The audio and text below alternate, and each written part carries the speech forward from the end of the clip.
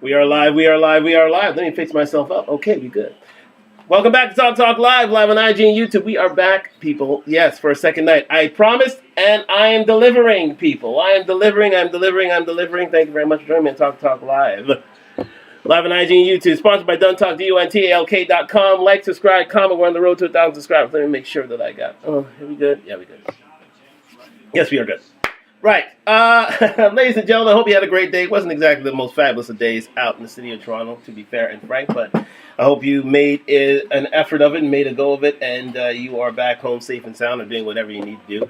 But and you could have been anywhere, but you are here with me, and I truly appreciate that. Thank you very much for joining me on Talk Talk Live. Sponsored by DunTalk, DUNTALK.com. Like, subscribe, comment. We're on the road to 1,000 subscribers. Yes, indeed. As I fix my hair, get that ready, and we are ready to go. So, ladies and gentlemen, it was a very busy day for me, to be fair and frank. But this thing could not wait because this is a ever-moving, increasing, and, salacious story, to say the least. We're talking about Diddy, if he's a Satan or a sinner. Now, spoiler alert, the verdict is in. He's pretty much a sinner. It's just how much of a sinner he really is. It's hard to stick up for a guy where, you have a whole lot of people speaking about him, and not exactly the most glowing of terms at the moment, and to which you are not feeling rave reviews. Let me shut that down for a second in the background. That is very rude of me. My Raptors are making a comeback tonight for some reason. Oh my goodness. On a back-to-back, because they know they played like crap in Orlando yesterday. But we are here, and we are live. We are here on Talk Talk Live. So again, Diddy, the bad boy mogul, the Sean John aficionado, the what we call him, a music mogul, a fashion icon, a fragrance man in certain capacities. He's been a music producer, a TV producer. He's done all these different things. He's acted. He's basically ran the gamut of entertainment. And to some would say that he's lived a very illustrious life. He's been handsomely paid. He is rich beyond means. He is the 1% of the 1%. And to be fair and frank, he lived the life that most of us would only dream of. However, it seems that a lot of the rumors, a lot of the allegations are starting to resurface about Diddy. Diddy is not exactly, clean as a driven snow. And he's had many a skeleton in his closet, and one of them came back to haunt him in the last week, in the form of a lawsuit from Cassie Ventura, aka Cassie, singer-songwriter from a decade back, and quite simply, who had a deal with Bad Boy Records. They had a record deal together, and after a while, they started a relationship, to be fair. And Cassie ran the gamut of emotions with that relationship to a point where she sued P. Diddy for $30 million plus for many a grievance of many a crime against her. And we're going to go through that quickly on Talk Talk Live and speak of his grievances as well. So let's just get into it. Thank you very much for joining me on Talk Talk Live. Sponsored by DunTalk, DUNTALK.com. Like, subscribe, comment on the road to 1,000 subscribers. So let's do this, shall we? Let's get this browser up. Let's get the browser up. Let's get me. Yes, we're good. And get me here. And yes. Diddy, let's start off with Diddy. Diddy has had... yes, in his past, many a scandal. We're just going to run through them quickly here. Thank you to This Happened. Well, thanks especially to my man Academics. Academics is, I would say, sponsor of this program for a lot of this research that was for this program came through Academics' part. So shout out to him. He's doing great things in his YouTube. He's great things on Rumble. He's one of the most well-known culture bearers, cultural icons of today, and he was a great help in getting this video together. So again, shout out to my man Academics. Do like and subscribe to him on Diddy or whatever or Instagram or whatever platform he occurs on, because he's doing great things. So so again, going back to Diddy. Diddy has not shaken. Well, I think Diddy's. Real controversy started out when he was, as everybody knows, he was the head of Bad Boy Records, and his running rivalry with Tupac Shakur and Death Row goes back to the 90s, goes back at least 30 years. So that's where a lot of his troubles began. Some would say they began before that, but again, that's where things really, really took hold, where him and Suge Knight really went at it in terms of rivalry, in terms of their infamy, in terms of their hate relationship. And as we all know, it culminated into the deaths of Tupac Shakur and Biggie Smalls. Two of whom's deaths we're still reeling to this day. It was nearly 30 years since they died, which is amazing in and of itself. But again, we go back. So he goes back that far to his controversy, but it didn't stop there. After '97, he got this change of this change of heart from the hip hop community, from the music community, right there when he released No Way Out, and his album with Bad Boy Records and all the affiliates with Bad Boy Records, and quite simply ripped up the music charts. He dominated the late '90s in terms of his music. It was Diddy for a while there. He became a huge music producer, and he produced for the best, including Mariah Carey, who is it, Total, Mace. A lot of stars from back in the day took on Diddy as a producer, and they were very, very successful. Made him very, very successful. Made Bad Boy, a icon label in the hip hop community, and I believe it's still going to this day. But it wasn't without controversy after Diddy. You think after the whole Tupac Biggie controversy, the whole Bad Boy / Death Row Records controversy, that he would be away from controversy, but no, it didn't stop there. And Diddy, the hits just kept on coming. Not only in the record business, not only in terms of his entertainment career, but also in terms of some of the allegations against him. Now, this is all alleged. Let me say that all of these things are allegations. They've never been proven in court. So to say that he's a sinner, he's an alleged sinner. Let's make that perfectly clear. He's an alleged sinner, and but again, a lot of fingers are pointed at him, of which he's been able to thwart for the most part over the last couple of years. But then came the suit with Cassie, and a lot of these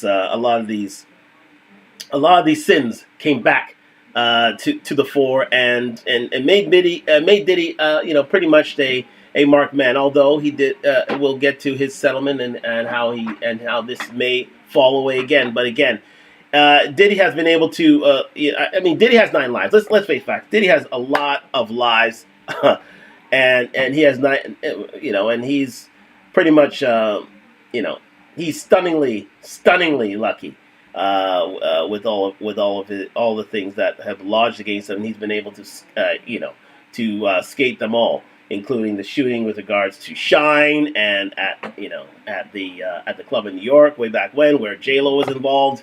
He's been able to skate through that, and the hits just kept on coming. More controversy. So to say, you would consider Diddy innocent up until that Shine incident, but then again, more rumors about him started. And so we're going to go to this video from This Happened.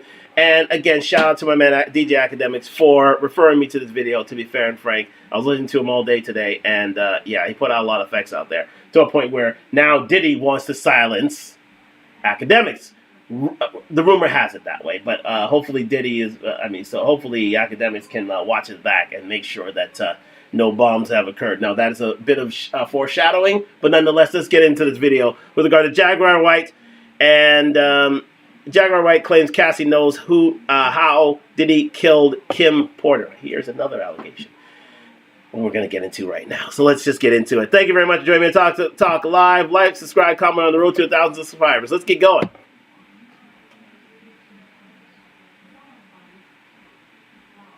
I will advocate for you. Because, see, I know something that a lot of people don't know.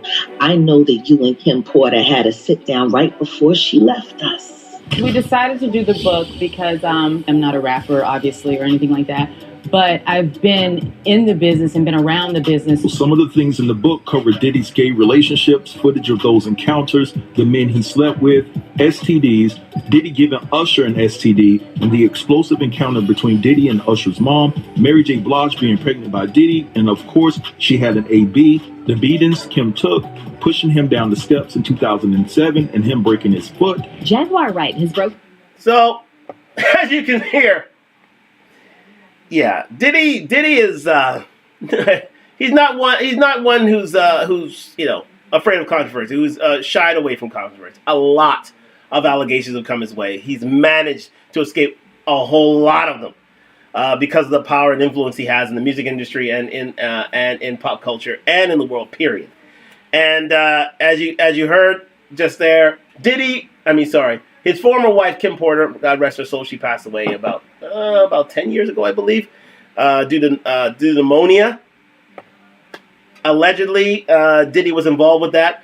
And allegedly, it was, again, as you heard, Kim Porter was about to release, before her untimely death, Kim Porter was about to release a book with Cassie about Diddy, about his life and exploits, of which it was proven to be very negative against Diddy, and it was alleged that Diddy may have been involved in her killing. Remember, this is all alleged, this is all rumor, and it hasn't been proven in court. So again, we're just going on hearsay. We're just going on stories of those who are not those who are either silent or not with us. So again, you have to draw your own conclusions upon that. I am not going to cast aspersions upon him, but we're just going to listen to what happened here. Let's go. Her silence on Diddy settling his lawsuit with Cassie, and she claims Cassie knows what Diddy did to his ex, Kim Porter, when she tried to expose him. For years now, rumors have been swirling that Diddy had Kim Porter eliminated because she was planning to write a tell-all book. And several people who worked for Diddy claimed that they witnessed Diddy putting his hands on Kim. When they were at home at Kim's house on 110th Street, he wanted to, put his hands on her in the wrong way. And then Jaguar Wright directly accused Diddy of heinous crimes, including allegedly poisoning Kim Porter. And isn't it interesting how Diddy never tried to sue Jaguar for defamation? Well, Jaguar is back, and she revealed in a new interview that Kim warned Cassie about Diddy shortly before she died, and that Cassie knows exactly why Kim is no longer with us. So could Cassie's lawsuit lead to an investigation into Kim Porter's death? And what exactly did Kim tell Cassie in their last conversation? And I know Kim had some very good advice to give you, and I believe that this is why things are happening as they're happening now. Just 24 hours after Cassie filed an explosive lawsuit against Diddy, accusing him of DV, SA, and trafficking, they settled the suit for an undisclosed amount. However, this just made Diddy look even more guilty, because after Cassie filed, Diddy's lawyer publicly accused her of trying to blackmail Diddy.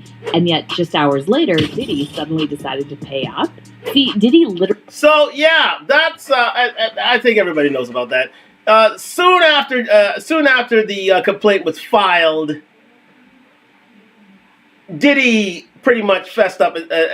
Pretty much he didn't fess up. He pretty much wanted to settle the case. He wanted to pay out Cassie for her allegations and say, I want this to go away. And again, she was able to have that realized. He recently settled with her. It's yet to be part of now. Remember, it's yet to be filed. The settlement is yet to be filed, so it's yet to be the matter is yet to be closed.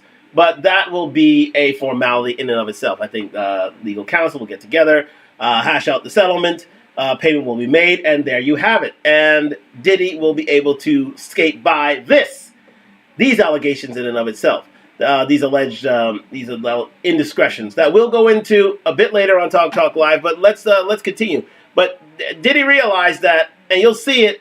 I have the court papers with me here. You'll see in certain paragraphs these allegations not only are serious, but they are detailed, and that, I think, got Diddy's attention. But let's go. literally never pays anyone. It took him over 30 years to pay his former artists, so there's definitely more here than meets the eye. He didn't put any effort to clear his name, and instead, he immediately put a lid on Cassie's lawsuit, which can only... Just to pause again, Diddy was notorious for not paying his artists their just due. Mace's has been very, very angry and disappointed, and threatened to sue Diddy for a lack of compensation by Diddy for his work with him. And he was very silent about him for years, and he still holds a grudge against Diddy in and of itself. So they're not the best of mates. A lot of Diddy, Bad Boy Records fails to make any real monies, any sort of. I think the only artist that really made money at Bad Boy was Biggie Smalls,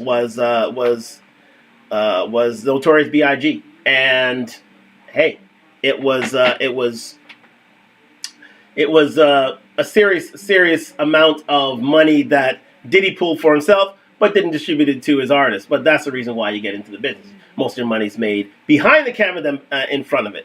And most of the money's made behind the soundboard in front instead of in front of it. So again, Diddy knew where his power lied behind the camera. But not only that, he did his own albums, he's done his own songs, and pop culture is full of them, anyways. To be fair and frank, so.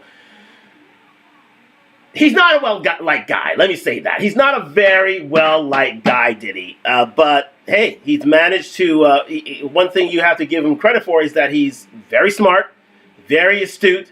He knows the music industry inside and out, especially with his internship at Uptown Records. He studied the business, especially with his mentor, Andre Harrell. And, you know what? He studied the business to a point where he became an expert. And... he made his fortune not only through music, but also through fashion as well. He's been able to diversify his portfolio. And, hey, God love him for it. He's been able to make a massive success of himself. However, there is a dark side to Diddy. There is a real dark side alleged grievances and misfeasance against artists and people around him. And, he's not exactly the most well-liked guy, to be fair and frank. So again, let's get into this further.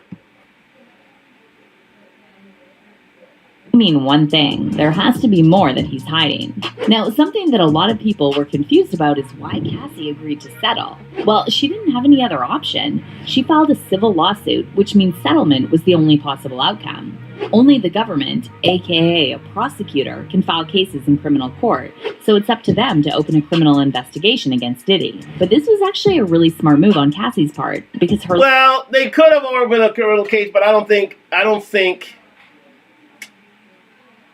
really don't think Cassie wanted a settlement. I don't think she wanted to go through a criminal case. I think she just wanted, in her defense, speaking for Diddy, playing devil's advocate, I think she just wanted the money. She just wanted to pay out. And therefore, she got what she wanted. She wanted $30 million. She got $30 million for her silence. And to be fair and frank, it's, that's what most people want anyway. So again, Cassie, even though she could have gone the criminal route, only wanted the money. She really wanted the money, and she got what she wanted. So let's continue this. Her lawyers used trafficking as the foundation of her lawsuit, which means they left the door wide open for criminal and federal charges to be brought against Diddy. It was also smart that Cassie refused to settle privately with Diddy before filing a lawsuit, because by making it public, she protected herself and her family. Plus, for a high-profile lawyer to have even touched this case means Cassie's evidence was real and compelling. Now, speaking of evidence, many things are... Stopping there, right there. Let me tell you something about this evidence, and I'll read you part of the complaint that was filed by Cassie and her legal representatives.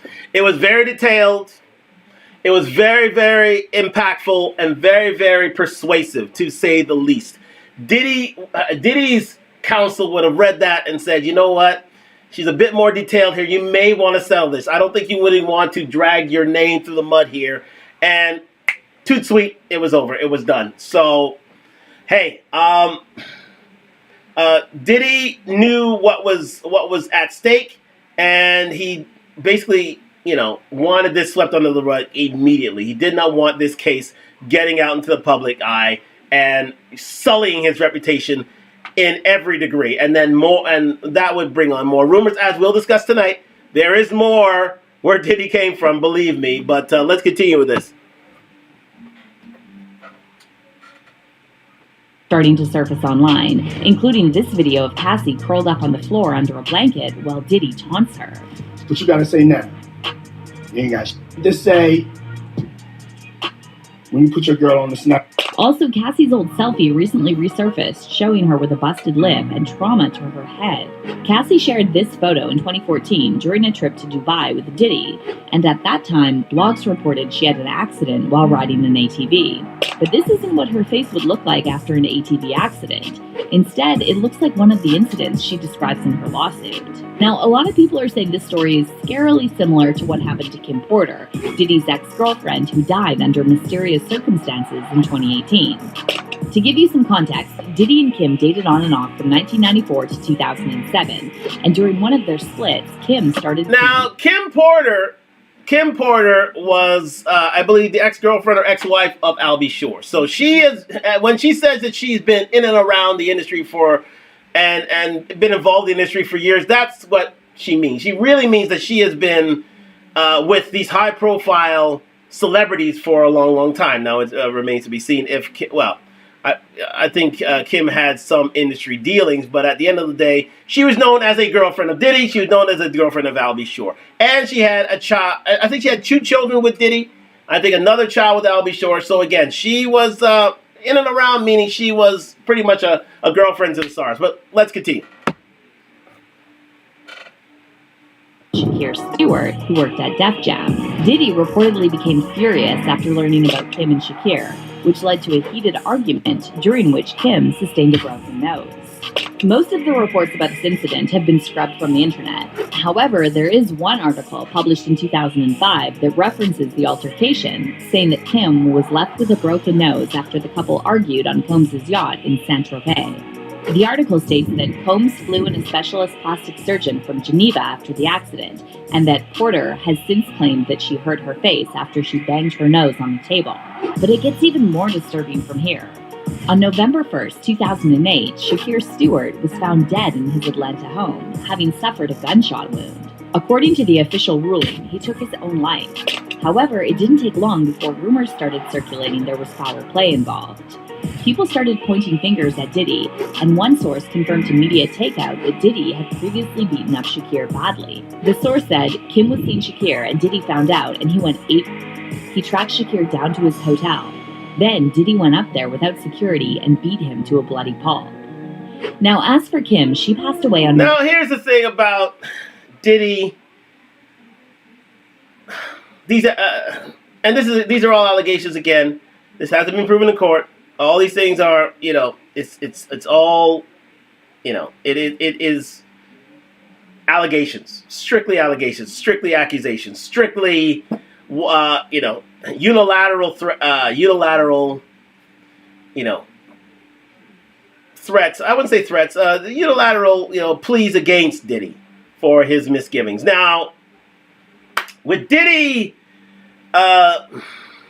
this is a pattern with Diddy, is the fact that he's a very jealous man when it comes to his girlfriend. Extremely jealous. Allegedly extremely jealous with his girlfriends. If people break up with his girlfriends and he takes an interest and some other guy takes an interest, chances are Diddy's going to be very upset with him. And you'll hear it throughout the show how Diddy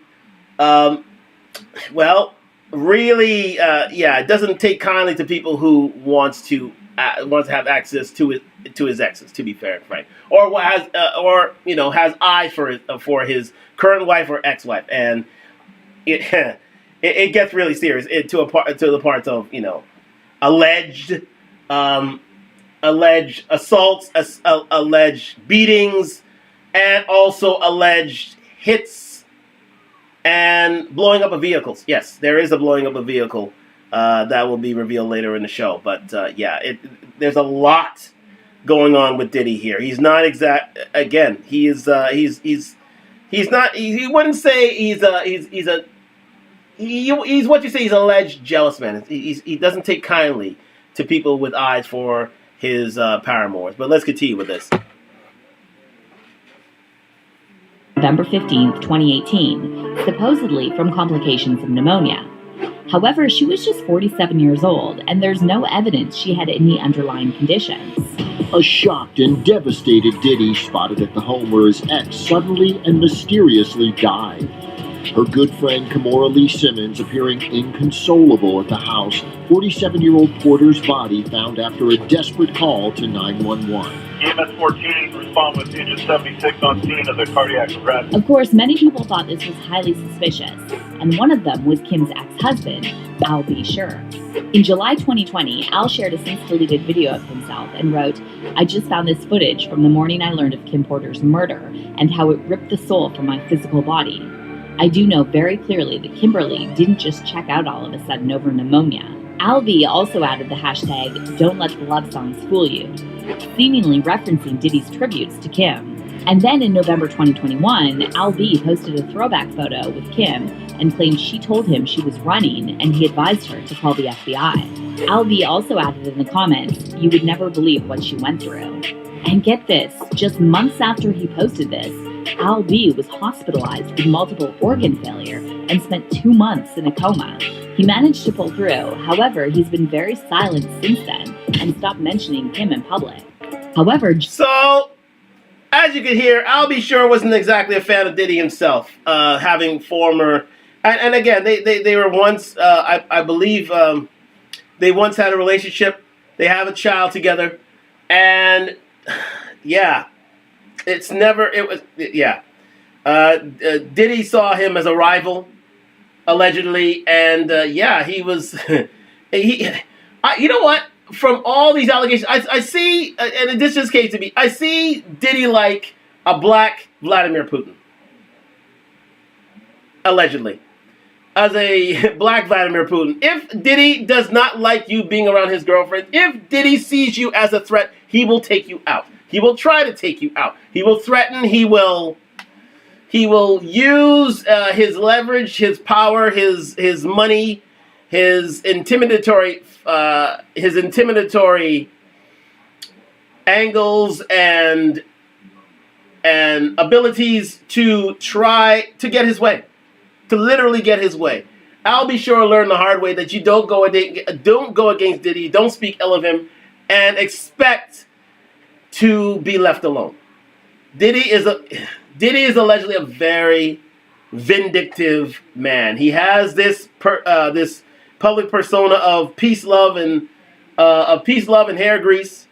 However, as you dig deeper into Diddy's background and Diddy's past, and a lot of these accusations, a lot of these are ugly, and a lot of these have never really gone away. They've gone away for a certain time, then they come back. They've gone away for a certain time, and they come back. And then this suit happened, and things are starting to really stick. And I wouldn't be surprised if I saw a few more suits like this against Diddy. This is not the end, but this is the beginning, unfortunately, for Diddy. And I don't see a resolution in sight anytime soon, because I think the public will be, some of the public will be a little more brazen. Some of the public will have more dirt on them, including the likes of Jaguar White, as you see here. And there is a bit of a witch hunt against Diddy right now. They want to get him, indicted on certain charges. But again, I think it's all about the money, and I think it's all about Diddy being bled dry for his alleged, his alleged misdeeds against others. But let's continue with this.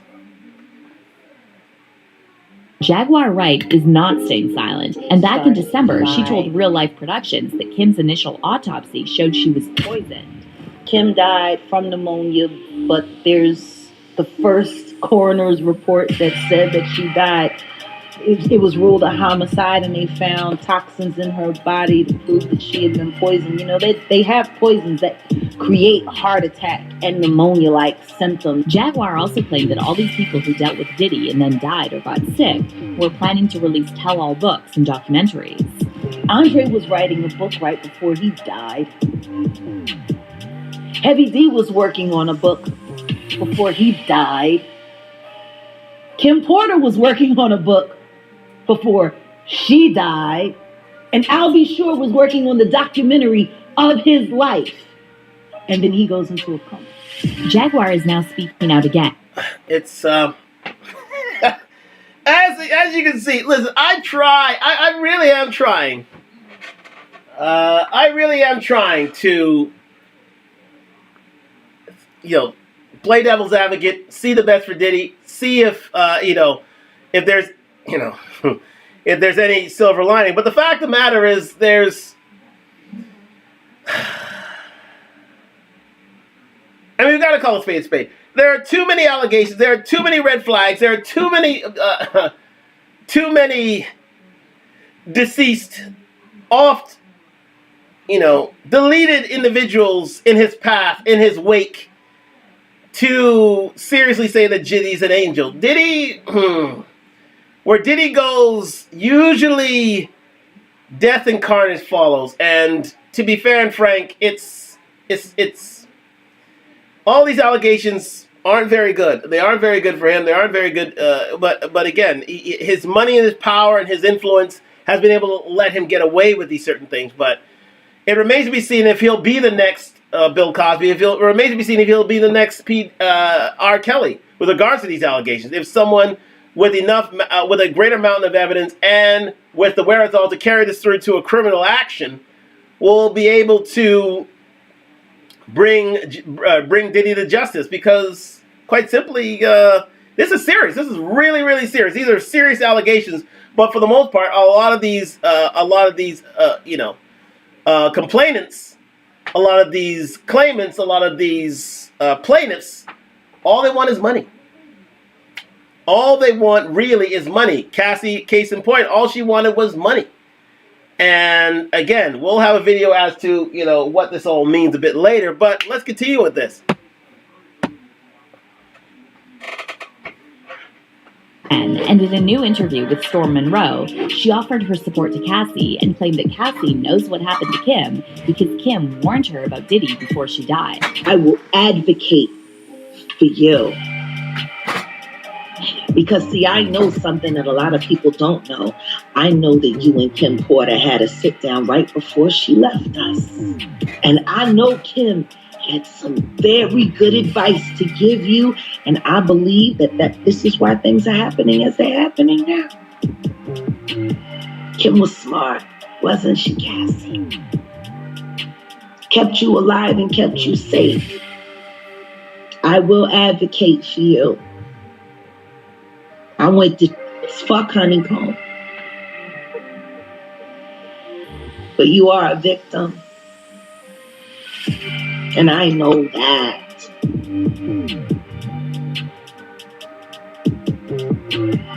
Congratulations on surviving and congratulations on standing up. And the timeline is definitely... Yeah. Jaguar, yeah, I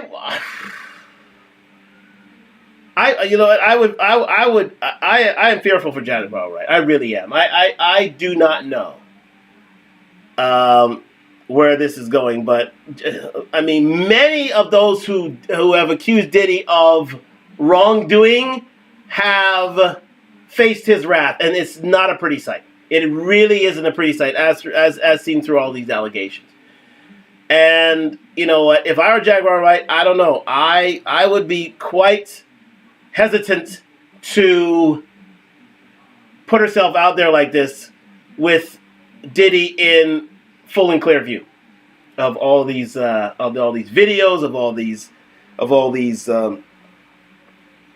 allegations laid against him. I would not be the one to push that forward. But again, I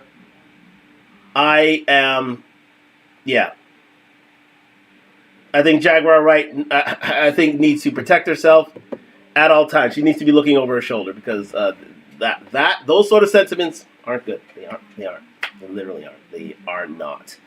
A lot of these allegations, but again, you hear me saying allegation, because again, I do not want to fall foul of anyone who may pick this video up and say that I'm accusing Diddy of anything. These are all allegations. These are all issues that need to be settled in court, and quite simply, it's until it is done that way, that's all they can be. They are all allegations. Again, if Cassie put out a tell-all book, maybe then things would be different. But to be fair and frank, she isn't, because she's already she has her $30 million, and I'm sure with that $30 million, there will be a cease and desist. There will be a gag order not to release any sort of information of their relationship, and so on and so on and so on. So again, it is something that I don't think that any of her further secrets and any of her further arguments will be made public. And her further claims will be made public. So there you go. So to Jaguar, I say, watch your back, honey. Watch your back. Interesting, because Kim died just weeks after Cassie and Diddy broke up in October 2018. So maybe Kim told Cassie something in their last conversation that made her finally leave Diddy for good. It's also interesting that Cassie filed her lawsuit on November 16th, and Kim died on November 15th. It's almost like Cassie was sending a message about that conversation she had with Kim. Oh, and by the way, the same day Diddy settled the lawsuit with Cassie, Kim Porter's Wikipedia page disappeared. It looks like Diddy's PR team is working at overtime, but it might be too late because the floodgates are open, and fans are saying Diddy's final downfall is only a matter of time at this point. One fan said, Cassie came out to protect herself. We all saw what happened to Kim Porter. She made it public so he couldn't do his evil Machiavelli shit. The floodgates are now open. We suspected for years. Diddy is not coming back from this. Good. Effing weirdo. And another fan wrote, Diddy knows his time is coming. He's been getting away with stuff for too long. Kim is probably smiling down on Cassie, finally speaking out. But what are your thoughts on Jaguar Wright saying Diddy poisoned Kim? Okay, so we'll leave it there with that. Those are some of the allegations against Diddy. Serious allegations, to be fair. Serious allegations. And they're not going away. They haven't been going away. I mean, they resurface and then they fade into this. They come back and they fade into the distance.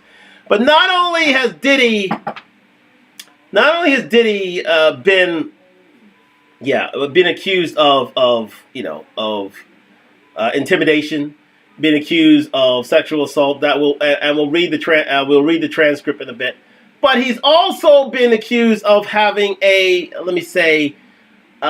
predilection towards men, of being romantically involved with the same gender. To be fair, and you know what? It's these haven't gone away, and they've been there for many a year. And so we have a video of, well, not this one yet. I think we'll go to that one in just a bit. Here we go. We have a video here. Where is it now? I have it here. There we go. Give me one moment, guys. Of his time with... Here we go. Of his time with Justin Bieber. It was alleged that Diddy, SA'd and had carnal relations with not only with Usher, but also Justin Bieber. And again, this is coming from the Gay Bible. Just picking this up, and I saw this today, and I said, some of these things may be true. These are all allegations again, and I have something else to back that up as well. But let's get into this. Thanks very much for joining me on Talk Live. Like, subscribe, comment on the road to 1,000 subscribers. Let me just see if I have any comments in the background.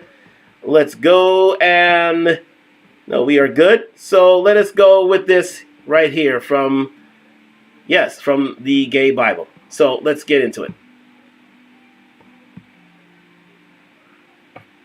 Sipping lean, I was popping pills, I was doing Molly, shrooms, everything. And it was just an escape from. And then when you get 18, you get the house. You get the mansion. Okay, I get the mansion. Yeah. Diddy's secret is out again, and this time around, we're looking at what he did to Usher and Justin Bieber. Now, we all know he mentored Usher and all, but what if we told you that Diddy was also probably abusing not just Usher, but also 15-year-old Justin Bieber? Ready to find out more about Diddy's dirty secrets? Then welcome to Gay Bible, and let's get started. Before we go into details, y'all need to keep this in mind first. 48 hours. Right now, he's having 48 hours with Diddy, him and his boy. They're having the times of their lives, like, where we hanging out. And do remember, these are all allegations. These have not been confirmed. These are all allegations. These are all speculations about Diddy's private life. So let us not predict that Diddy is gay straight off the bat. These are all allegations against him. Let's go into it.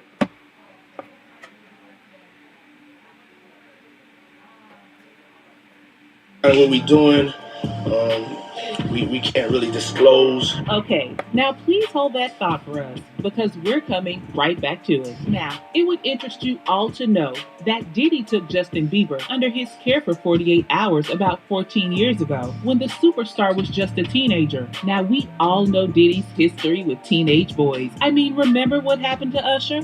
There to see the lifestyle, Right. And I saw it, and it was, but I don't know if I could indulge and understand what I was even looking at. It was pretty wild. Well, it seems like Diddy might have repeated history with Justin Bieber. I mean, first off, Diddy is not to be trusted with young boys due to the past allegations against him from the FBI. But recently, a clip surfaced, and we can't help but feel like Diddy might have done some wrong things to poor young Justin. So first, he gets to spend 48 hours with a powerful and famous celebrity, and that's where the whole thing gets tricky. I mean, we all knew what Usher faced when he hung out with older celebrities as a teenager. It may have been fun, but definitely not the kind of fun a child at that age should be exposed to. Back to the gist. Diddy took Justin to a Ferrari that had been packed in the garage and told him he could let him ride it as soon as he turned 16. Now, Justin was only 15 at the time. He tries getting ahead of himself, but Diddy tells him to slow down. As soon as you turn 16, you know what I'm saying? I'm gonna let you rock this every time. Yeah, this will be yours. So, Okay. It's a little dusty, but you know, front shot. Man. Minute. Woo. Okay. Okay. All right. So I'm gonna be driving this next year. Yeah, when you get 16, you come out. You gotta, wear your seat. I mean, I'm 15. You could ride in the passenger seat. I got my permit. Not yet. No. 16. No, 16. Slow down. Let's slow down, Josh. Okay.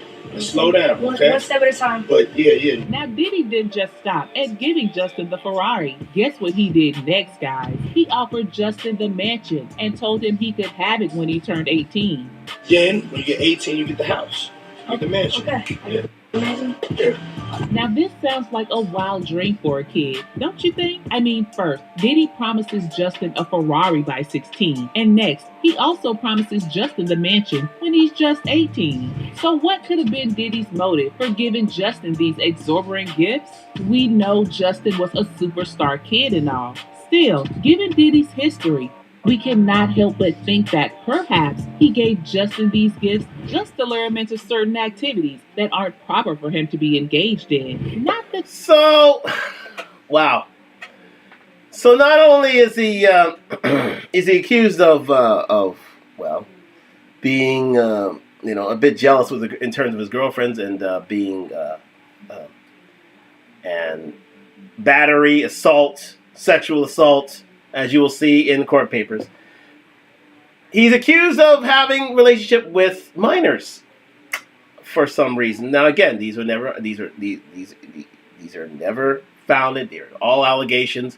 This is all speculation at this point, and we have to take it as that. But these are serious allegations. This is serious now.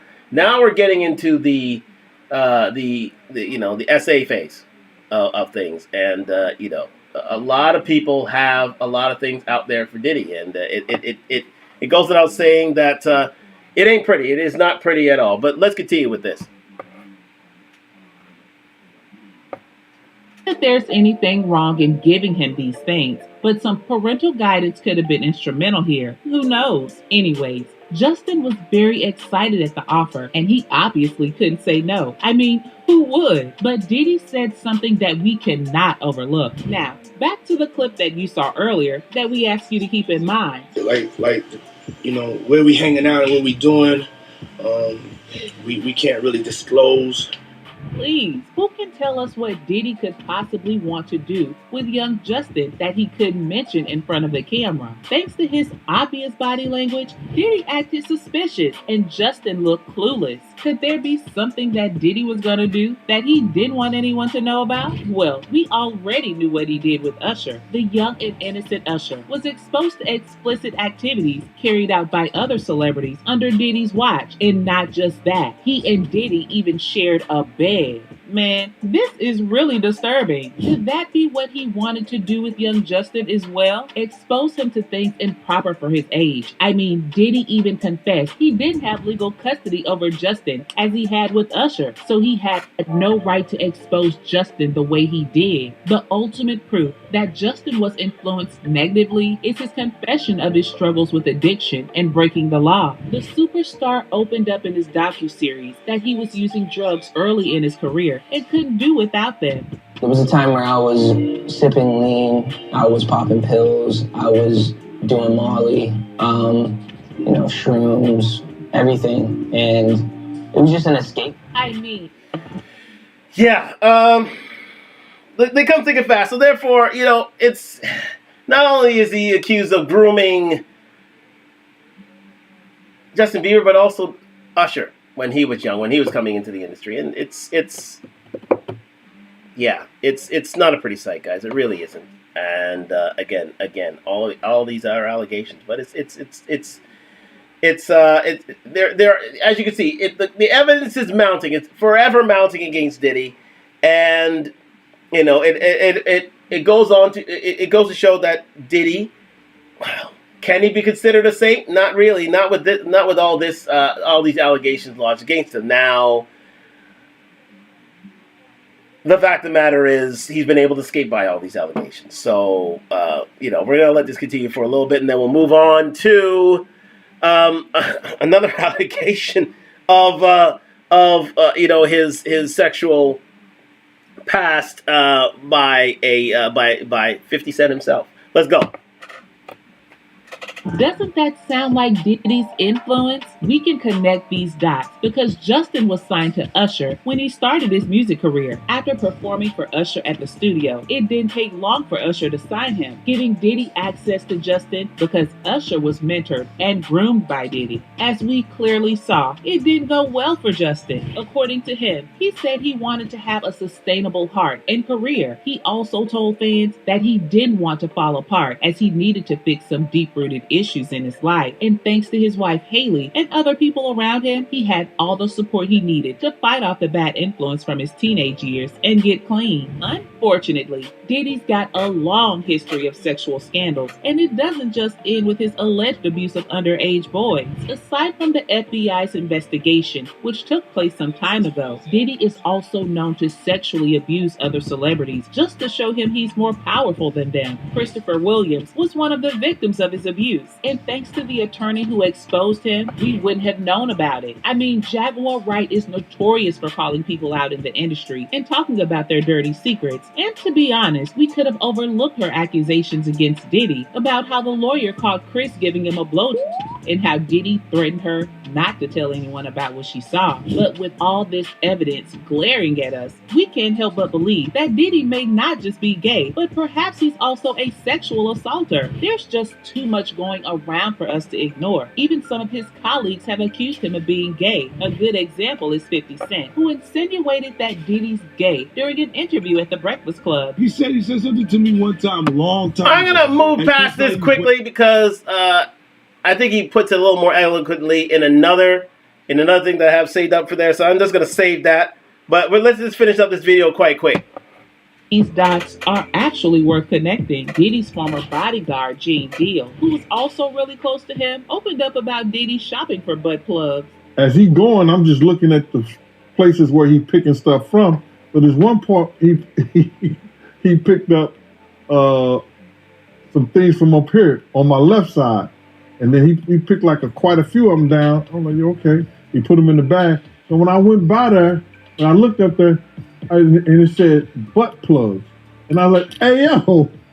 Now all these things seem inconsequential, but they just might point us to the truth behind all these allegations. But guys, let's consider this. If we look closely at Usher's life and how he ended up, it is safe to conclude that Diddy was indeed a bad influence on him. I mean, look at the fact that Usher was actually guilty of transferring herpes to another man on purpose. And the male accuser, although he has not identified himself, has alleged the circumstances surrounding what he says is exposure to genital herpes by Usher. The two of them obviously had some form of sexual contact, which makes us believe that Usher might be gay, just like his mentor, who probably is also gay. And it is possible that if Usher wasn't exposed to the lifestyle he lived while he was a young and naive teenager, he'd probably have a different lifestyle choice and wouldn't have ended up infecting another person with herpes.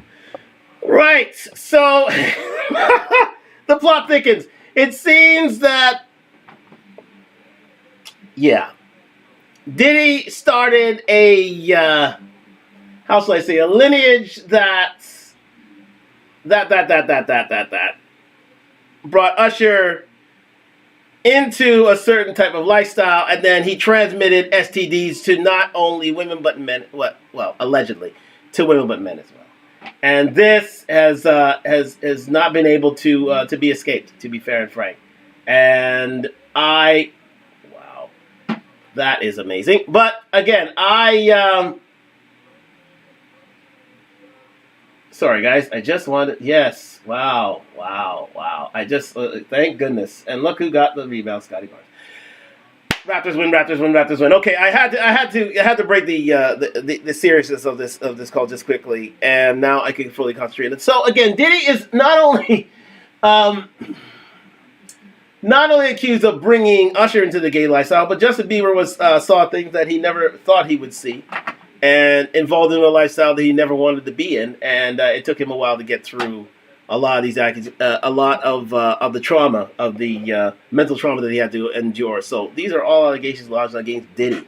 But now let's just move forward and pass this to more. Yeah, it's more. Again, let's go with this here. Yes, from the Celebrity Junk. Shout out to my man O'Shea Duke Jackson. Like, subscribe to him. He has. This is why I wanted to focus in on, and that is Diddy. Gay accusations from none other than 50 Cent. I think they're a little more eloquent here than they were in the last video. So I'll just get right to it. Let's just get right down to it because, again, 50 Cent, a very powerful man in Hollywood these days, who's the executive producer of Power and their spinoffs. And also, he's a well-known music artist who's got a lengthy discography, and quite simply is a very successful man in and of itself. But again, he has always been a thorn in Diddy's side, to be fair, with allegations of quite simple, accusations of a gay lifestyle portrayed by Diddy. And we'll get into it right now. Let's get into it. Oh, my goodness. It just doesn't stop. It really doesn't. And indeed, he did. He ended up signing with Eminem. And like I said, he ended up, going that around. Let's go back a little bit because it does speak about his history. So again, let's just say living a gay lifestyle. And one of the people coming out to say that is 50 Cent. Now, 50 Cent is known to be a troll. But one thing he is not known to be is a liar. And he's been in the game for a while, like he was in the streets. He was affiliated at one point with the Supreme team. Then, then they fell out. The Supreme team ended up going with, Irv Gotti and Murder Inc. But I kind of want to talk about that because Bad Boy initially was thinking about signing 50 Cent. But as we know, this happened. So again, Diddy, who had the opportunity to rock with 50, didn't want those problems with the Supreme team.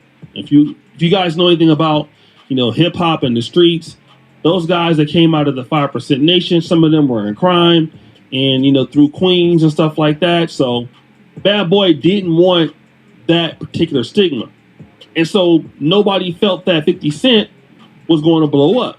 And indeed he did. He ended up signing with Eminem, and like I said, he ended up, going that route, and G-Unit, and the rest is history. Now he's doing films, but he talks about a situation when he, got cool with Diddy, and this went down. Then Puff was like, first he was amping him to get stout. Then he was like, he's like, so when we gonna get the chance to, to kick it, like we could just hang out. Nigga, we gotta kick it.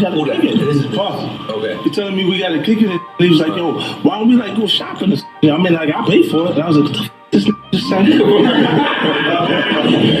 I got the away from him. I was like, just tell me he takes me shopping. I'm trying to tell you the truth. But the truth, sometimes it hurts. It hurts people and they don't want to hear that. But I'm trying to tell you, now, ask me, could he take me shopping? And then fuck, I'm looking like, what? I want to take you shopping. So he calls. So you heard it there first. Well, I'm sure you've heard it. But you heard it there. Yeah, did he want to take 50 Cent shopping? And as they said in the video, 50 doesn't lie. That's one thing. 50's known for exposing people. 50's known as a truth sayer. And a very powerful one at that. To the point where he knows that he can say what he says because, as big as Diddy is, especially in terms of his power, his influence, 50 Cent's about the same. And 50 Cent isn't afraid of Diddy. That's the thing. That's the main thing. 50's not afraid of Diddy. Like all the others have, and you'll hear about it, and you'll hear about it today, especially in the allegations, especially in the complaints. 50 doesn't give a you-know-what about Diddy and his reputation and any sort of threats that he may send out. 50 is immune to threats. He's immune to intimidation because listen, he's been shot 9 times. But he's been in that life. So Diddy's not gonna do much, if anything, to 50 Cent. He can threaten him, sure, but at the end of the day, he's pretty much as powerful as Diddy, so we can't rock him. So you gotta take these sort of allegations at face value. And the fact of the matter is, 50 will keep repeating these things, and it won't go away. They will not go away. Because 50, if there's one person who can hold Diddy to task, it's 50 Cent. It is 50 Cent. These allegations, if 50 Cent wanted, if there's one person who could bring Diddy to court, it would be 50 Cent. But again, these are all allegations. This is all spin. This is all innuendo at the end of the day, and you can take it as it is. But Diddy can't intimidate and can't rock him as he can many other artists because 50 has raised is at a very powerful. Yes, I know. Pardon the pun. He's at a very powerful position in life, and 50 is the one to tell the truth. But there's more truth. Let's continue. Diddy a fruit pop. Basically, Diddy is basically living, maybe a lifestyle that includes men and women. Let's just say that, all right? Or he just has funny ways. But this audio comes from a 2010 interview where 50 Cent basically said he sent explicit photos of Cassie being banged by other guys. Let's play that clip. No. Fuck, but he called, we should kick it on telephone and shit after the made shit. Right. And then they like, matter of fact, they sent me the girl pictures, like pictures of the girl, like not the shit that y'all saw. Worse, way worse. Wow. Oh, you kidding me up? Like penetration pictures and Nah, come on, man. Come on, Phil. all that. And I didn't even I called say, yo, you really you girl, like you really like you like her like that? And he was like, yeah, that's my girl. I'm like, all right, I'm gonna send you something. He looked Be at right back after this. I sent him the photo.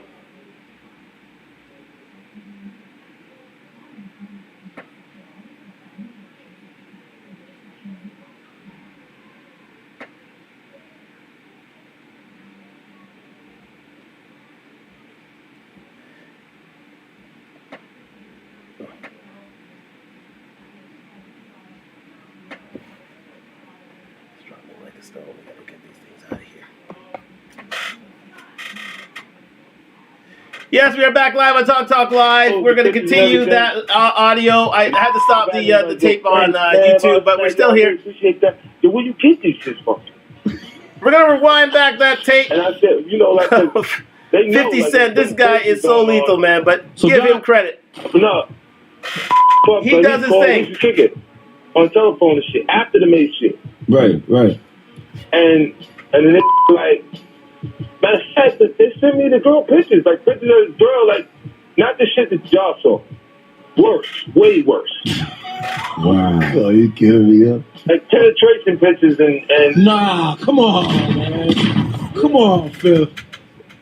all that. And I didn't even I called say, yo, you really you girl, like you really like you like her like that? And he was like, yeah, that's my girl. I'm like, all right, I'm gonna send you something. You look at it, you call me back. I sent him the photos, the pictures and everything. And back and was like, yo, thanks, man. Yo, I really appreciate that. Yo, where you get these shits from? And I said, you know, like, because they know, like, if something crazy is going on. So, guys, this is actually very huge, right? Because this is what Cassie says in a part of her lawsuit. Cassie was saying, listen, Diddy had me sleeping with different men. You know, Diddy had me doing X, Y, and Z with different men. And, you know, when she says this, again, let me just, you know, discuss that. Probably nobody believes it, right? But this is what 50 Cent said that happened a while back in 2010.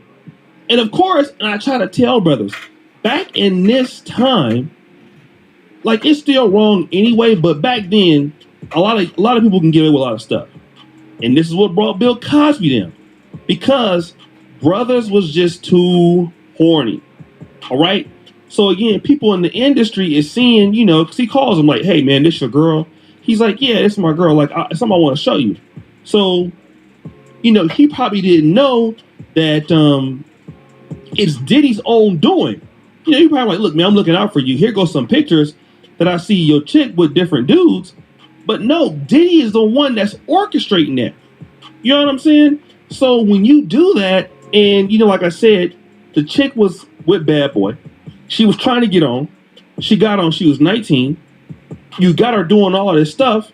And then again, bro, you're not looking at the fact this is a chick that's not black. And it's still wrong if it is black, but Cassie was not. Cassie was going through like pop culture. She got different fan base than, let's just say, somebody like Ashanti or Emil Rockefeller or Foxy Brown. No, Cassie got wide appeal.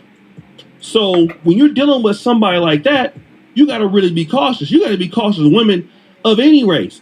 But if you're a black man and you got this kind of stuff popping, bro, like what do be thinking, man? This is what I be trying to understand. Like, what do brothers be thinking?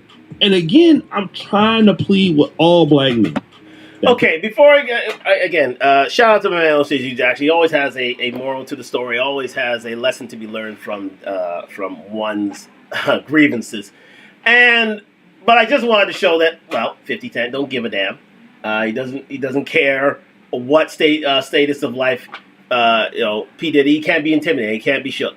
But again, this is not anything to be. He's not accusing him of anything. He's just basically telling him what happened to him in real life, and how first of all, he shared with Diddy videos of Cassie in compromising positions. to say the least. Telling stories of how Diddy, wanted to, take him out shopping. Who would do that? Who would take? No man takes another man out shopping. No man takes another man out shopping unless those men are involved in some sort of liaison. Sexual liaison. Because no man takes a man out shopping unless that man is a boy and the other man is a father. It's the only way to take a man out shopping. That's the only way. If you're a family, then yes. But in that circumstance, no. Hell no. Why the hell would you do that? So again, that only created more of a, how should we say, more negativity for Diddy. Just more and more, and it just and then it finally culminated in a civil suit. So let's just get into that quite quickly. I have the court papers here, and just before we go there, let me see if I have everything else I want to reveal just yet. Okay.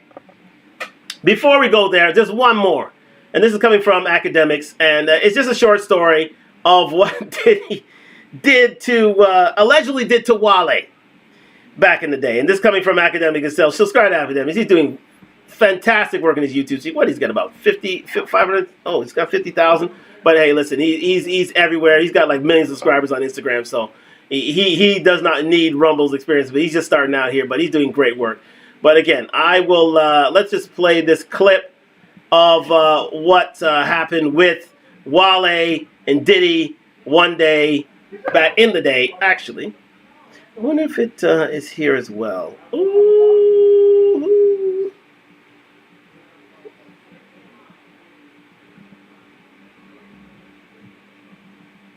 Yes, I think not. I don't think so just yet. But let's just get into into that this little story of what happened with Wale and Diddy back in the day. Allegedly, of course. Let's go. Nobody gonna believe them anyway. Like these stories, nobody gonna believe these stories. So let's get into it. One day, I don't know what it was, but we got invited to Puff Daddy house. I was with Shy back in the day. We went to Puff Daddy house. The Take That mansion. Diddy house. It was like some change. Do remember, if you didn't know, no one's supposed to go to the Take That mansion. It's considered a no-go zone to many in the industry. Like, many. If you're going to Take That mansion, you may see things that you may not want to be involved with or see. And if you're asked to stay back at the Take That mansion, you may want to leave. You may just want to leave. You may just want to get out of there. Just forget what you've seen. Let's go. All right, long story short, he ain't touched change in a long time. He touched the change, and he went off about touching the change. Like, bro, touching some change. His hand touched change. He went in the bag full of some money. He touched some change. It was some weird, like, yeah, that's a whole nother story. That ain't got nothing to do with this. But that was, like, the first weird thing I ever seen of a celebrity. So I'm like, forget it. Long story short. So we were Wale one day. We chilling. We were Wale in the studio. Me, Shy, and Wale, and all the people that be with Wale, whoever Wale, Lord, engineers. Fair use. So we in the studio, and this girl in the studio, and she's singing, but the girl is Cassie at the time. I don't really know what's going on. I just know she's a big singer. I'm not a musician. I'm not a music guy at this time. I'm not into music. I'm just there with Shy, literally to make sure Shy all right. I know like the popping people, like they popping at the time, but I'm talking about like our culture. Like I know a Chief Keef or a Meek Mills. Like, you know what I'm saying? At that time, I ain't really into music. I barely know the Wale culture. I just know Wale because he be around. So we end up in the studio, Wale in the studio with, I think her name Cassie. Yeah, he in the studio with her. So Wale been telling us like before we even get to the studio with him and Cassie in the studio, Wale was already telling us like, man, we better go to the studio with Cassie. Man, Diddy be acting crazy over her. Diddy don't want nobody working around her, so y'all make sure y'all don't look at her too wild or make her feel uncomfortable. Or if you see her security guys with her, just prepping us on how crazy Diddy act over her. Like any guys that's around her in her vicinity, while Diddy not around, he kirks off, he goes off. So we not. So remember, This is exactly what happened to Kim Porter back in the day when anybody was involved with her. Remember, I think it's Mr. Shakir ended up dead at his own hand through suicide, allegedly. And again, it was through his interaction with Kim Porter after they had broken up. So, Diddy, is the jealous type. Already gone on record. Let's continue. You're not paying no attention. I'm a little kid. I ain't paying no attention. I'm just listening. He like, man, just be respectful, man. Respect it. Because Diddy be kirking out like, we ain't even really supposed to be around each other, but I'm trying to get a record. Something. So long story short, we end up in there. We in there, we chilling. It's like an alias little session. We make it through the session. We probably like an hour in the session. Like an hour into the session, maybe 2. Her and Wale doing what they do in the studio, but they helping each other. It's just professional, y'all. It ain't nothing like, they ain't doing nothing weird. I don't feel no weird vibes. I don't see no flirting or nothing. It's really professional. They making good music. So I'm off, not paying no attention. I've been heard what he told me before we walked in here about Diddy be tripping, but I'm just thinking like, Diddy be tripping. I ain't paying no mind, y'all. Diddy be tripping while they talk. First of all, why you even talking to me about Diddy? I don't even know. I'm just thinking I'm lost. I swear to God, y'all. Diddy and his security guys walked through this room. I told y'all Wale was in the room. Diddy already don't like that. But I don't know what's... All right, Diddy and Wale had prior run-ins, and he told Wale to stay away from her. You this, that, like... You got to stay away from her. You can't work with her. You can't do nothing. So they was on some sneak creep trying to hurry up and put it together, even though it was going... I don't know how they was going to sneak it, put it together, so I don't really get the situation. But I don't know. I guess they weren't supposed to be there doing it in person together. They were supposed to send it or whatever, but they was trying to keep and do it in person together because they ain't thinking Diddy gonna pop up in here. Like, Diddy probably somewhere living his natural born life. At least that's what they thought.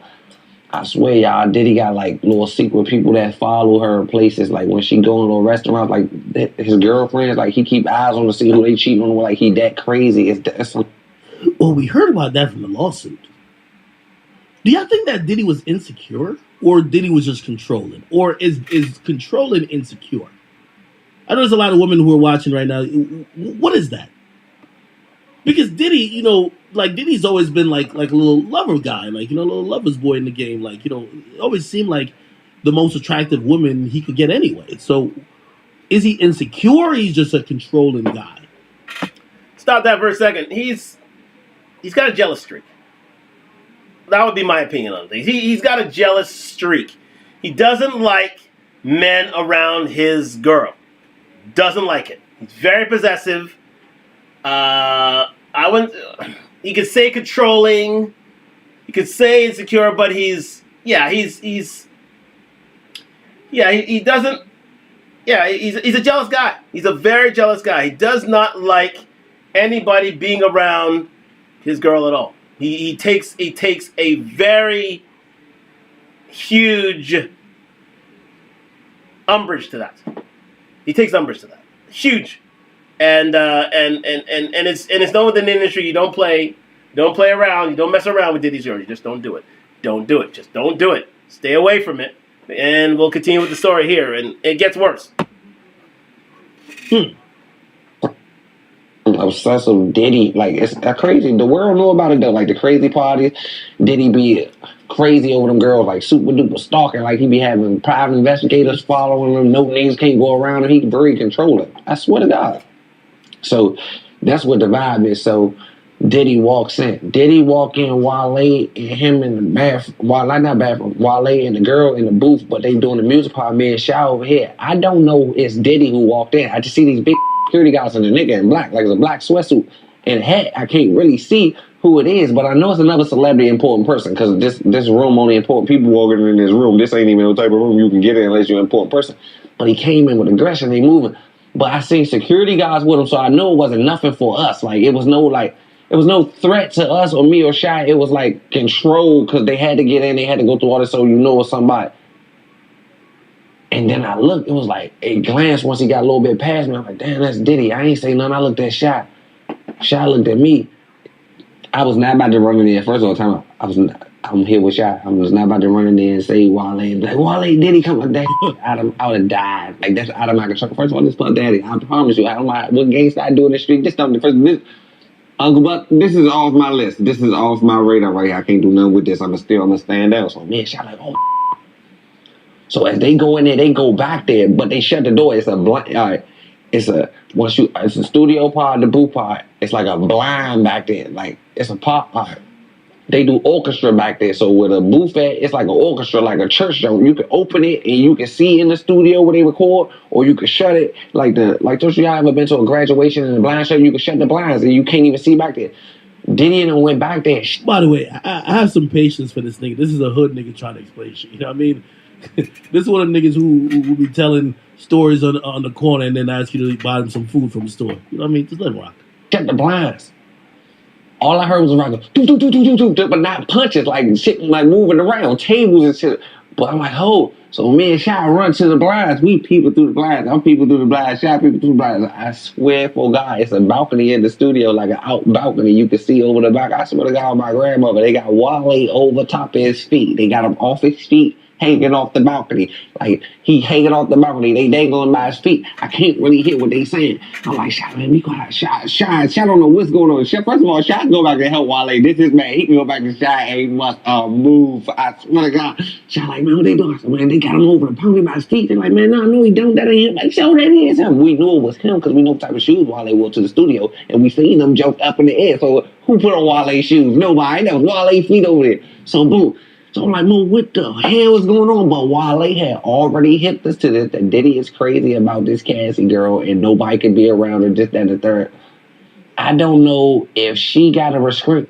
I don't know if this is her second restraining order on Diddy or did Wale get a restraining order. Somebody got a restraining order or a temporary restraining order that day. Like, I think she might have got a temporary restraining order from Diddy that day. I don't really know, but long story short.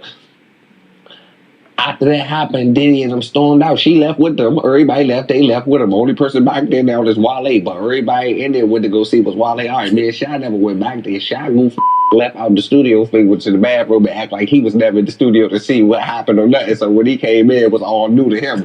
I said, right there, I seen it all. I was ready to bed. On my mother, y'all, he come back to the jump. I was ready to bed. It's a DC nigga right here, man. I can't do that because I'm the Michael. Little jump tilted, little jump jacked up. He sweaty and yeah, I'm talking about sweaty and something. No, man. It just be a misunderstanding. I don't know why they take me for the bad person. I didn't mean like I'm just trying to make some great music. And I know I'm just trying to further myself in my career. He's in a bigger place. He just got to understand, no, it ain't like that. Like, I was thinking, just had that boy on the balcony. So, boom, let it go. Shy walk back in like, man, what happened, man? Something. He like, man, you wasn't in. He like, no, man, what happened, man? Man, he like, man, no, I'm gonna tell you about the we riding in the car. Wale discussing what happened to Shy. Wale does not know we was looking through this blind. He just act like, he like, no, they ain't do nothing. They just came in actually aggressive talking. I'm like, they just try to get close to me and fake try to bully me. But they ain't do nothing. Like, I'm like, what you mean? He didn't tell us they hung us off the balcony. We watched him get hung off the balcony by his feet, y'all. He was dangling. We seen him SBs in the air like that. So now he capping. Man, that's me and Shiloh a secret, y'all. We never told nobody. But now I told this story because if I'd have told it without these headlines, nobody would believe me. Cassie had just put a restraining order out on Diddy after all these years. Like, she got a restraining order or something like that, and it's in the blogs. And now it's about to come out. And if they go to court about it, they're going to read all the court documents. And I promise you, she's going to say, one time in the studio, he came in there and he put Wale over the balcony because he was so insecure about what we had going on. I'm the realest that ever did this, man. I'm telling you. Wale's real name is Ralph. And Ralph, your feet was in the air. You was hanging like Ralph with the Rudolph the Red-Nosed Reindeer. You was, Ralphie! Bouncer. Nah. Wow. Shout out to my man Academics for that. That was wild. That was wild. But that is another story of a man who was threatened to be around his girl. One allegedly ended up dead. Another one ended up in the hospital. That was I'll be sure. Another man hanging out the balcony. This is all allegations against Diddy. And a lot of people have stories about Diddy, and it's considered mounting evidence to a point where now it came time to pay the piper. So we go into these. Finally, thank you very much, Academics. Hey, shout out to Academics. He's doing wonderful things in the street, and he always reps the 6. Let me say that. Well, he's from Jamaican heritage. He always reps the 6. Shout out to my man, Academics. You know what I mean? So, well, listen, he's doing wonderful things in the Instagram now, Rumble streets. I think, is he on YouTube as well? I don't know, but I know he's on Rumble. But he's doing great things, and he's always good for a listen and a watch. So do subscribe to Academics. So we're finally here. All these allegations against him about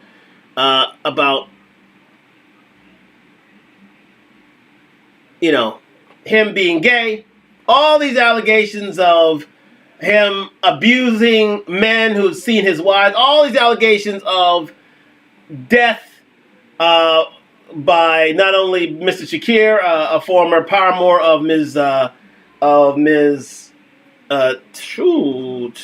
Porter. Yes, indeed, Ms. Porter, but also of Ms. Porter herself. She died of a pneumonia. But now we have this. Now we have a complaint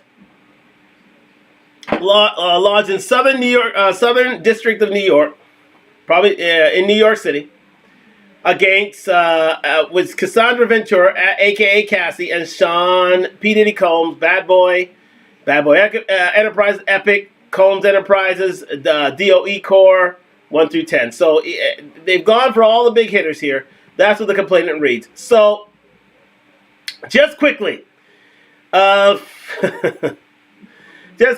identified the parties, and starts out with paragraph 3. Basically, we'll just read, because again, this is a 35-page complaint. It is a 35-page civil lawsuit against P. Diddy. It is serious.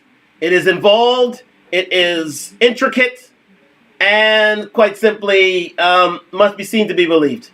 If you ever have time, if you ever have the patience, the temerity, and the interest of reading this for yourself, please do, because again, it's whoever her legal counsel was really know how to write a complaint, really know how to write civil proceedings, because this is quite compelling to the tune of $30 million. Let's face facts, okay? To lead out, we're just gonna highlight a few paragraphs here.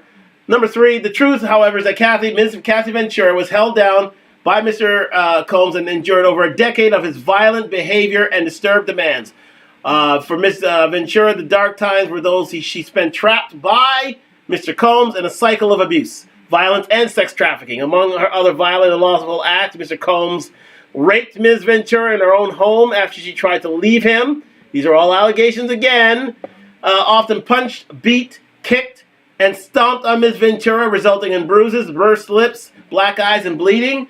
Blew up a man's car after he learned he was romantically interested in Ms. Ventura. That man is Kid Cudi. Learned that a bit later. Forced Ms. Ventura to engage in sexual acts with male sex workers while masturbating and filming the encounters. Yes, it gets that serious. Ran out of his apartment with a firearm in pursuit of rival industry executives whom he learned were nearby. That being... Venture a guess? Comment down below. But it was none other than Suge Knight. Moving on. Ran out of... demanded that Ms. Ventura carry his firearm. I don't know, to carry... demanded that Ms... Oh, well. I don't know how the 2 got there, but anyways. You should have reread this a bit. Just a bit. To carry his firearm in her purse just to make her uncomfortable and demonstrate how dangerous he is, and introduce Ms. Ventura to a lifestyle of excessive alcohol and substance abuse, and required her to procure illicit prescriptions to satisfy his own addictions. Okay, so again, then they go into their history, they go into their background, but let's get into some of the allegations against Mr. Diddy. So let's go here. They go into the parties. Here are... Let me just get this up here. I'll knock it this way here. Again, they started dating when Mr. Combs was 37 and she was 19. So, well, again, as we've stated here on Talk Live, men tend to deem women most attractive when they are between 19 and 25 years of age. The younger, the better, as long as they're legal. Nothing wrong with that. So, again, as he said, as it says here, Ms. Ventura made television appearances on MTV's Total Request Live and BET 106 Apart. Ms. Ventura suffered from significant performance anxiety during these appearances, and press outlets were highly critical of Ms. Ventura's performance on these shows. Again, so he took her under his wing and really tried to push her, try to get her out there and make her a star.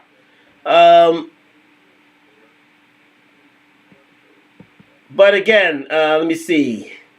Within a year of signing with Bad Boy, Mr. Combs became deeply entrenched in Ms. Ventura's life, almost immediately asserting possession and control over her, and inserted himself into all aspects of her career and personal life. So he actually took very much an interest in Ms. Cassandra Ventura.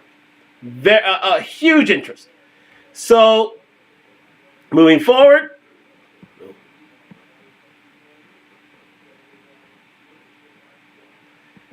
This is key right here, paragraph 35. Here we go. There we go. Emphasizing the age and power dynamic earlier on in the working relationship, Mr. Combs positioned himself as a father figure and protector of Ms. Ventura.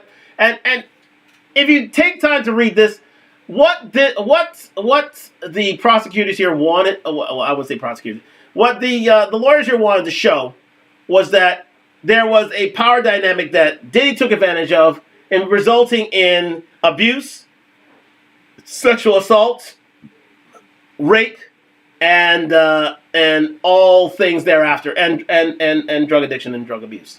So nothing came good of this relationship except Diddy's alleged satisfaction of a sexual and drug-induced nature, allegedly, of course. Again, by way of example, after returning to New York after a trip to Las Vegas, during which she endured a brief hospital stay, Ms. Ventura, who by then was fully healthy, went out to a club with her friends. When Mr. Combs saw her out, he reprimanded her, telling her to go home and take care of herself. At the time, Ms.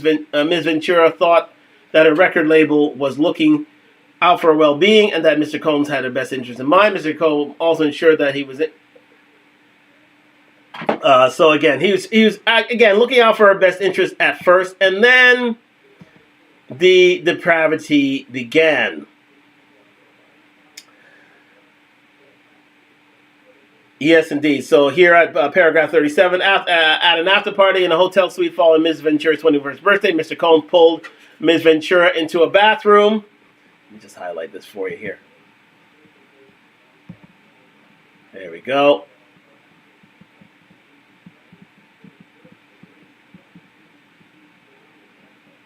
There we go. At an after party following Mrs. Ventura's 21st birthday, Mr. Combs pulled Ms. Ventura into a bathroom, forcefully kissed her. Ms. Ventura did not consent to the unwanted contact. She immediately ran out of the bathroom and hotel suite and cried. And she told her best friend at the time about what happened, but was too tired to tell anyone else. So that's where things really began. Again, it says here, Mr. Combs lured Ms. Ventura into a relationship. We move forward with this.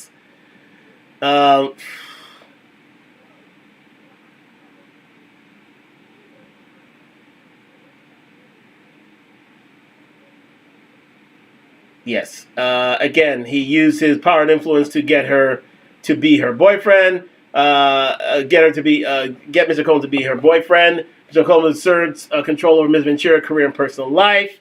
They tried to establish that. Again, although Ms. Ventura had saved up some money from her young modeling career, Mr. Combs ostentatiously displayed wealth again, he tried to be a baller, to be fair and frank, and most men would. But again, there's no crime in that. allegedly, of course.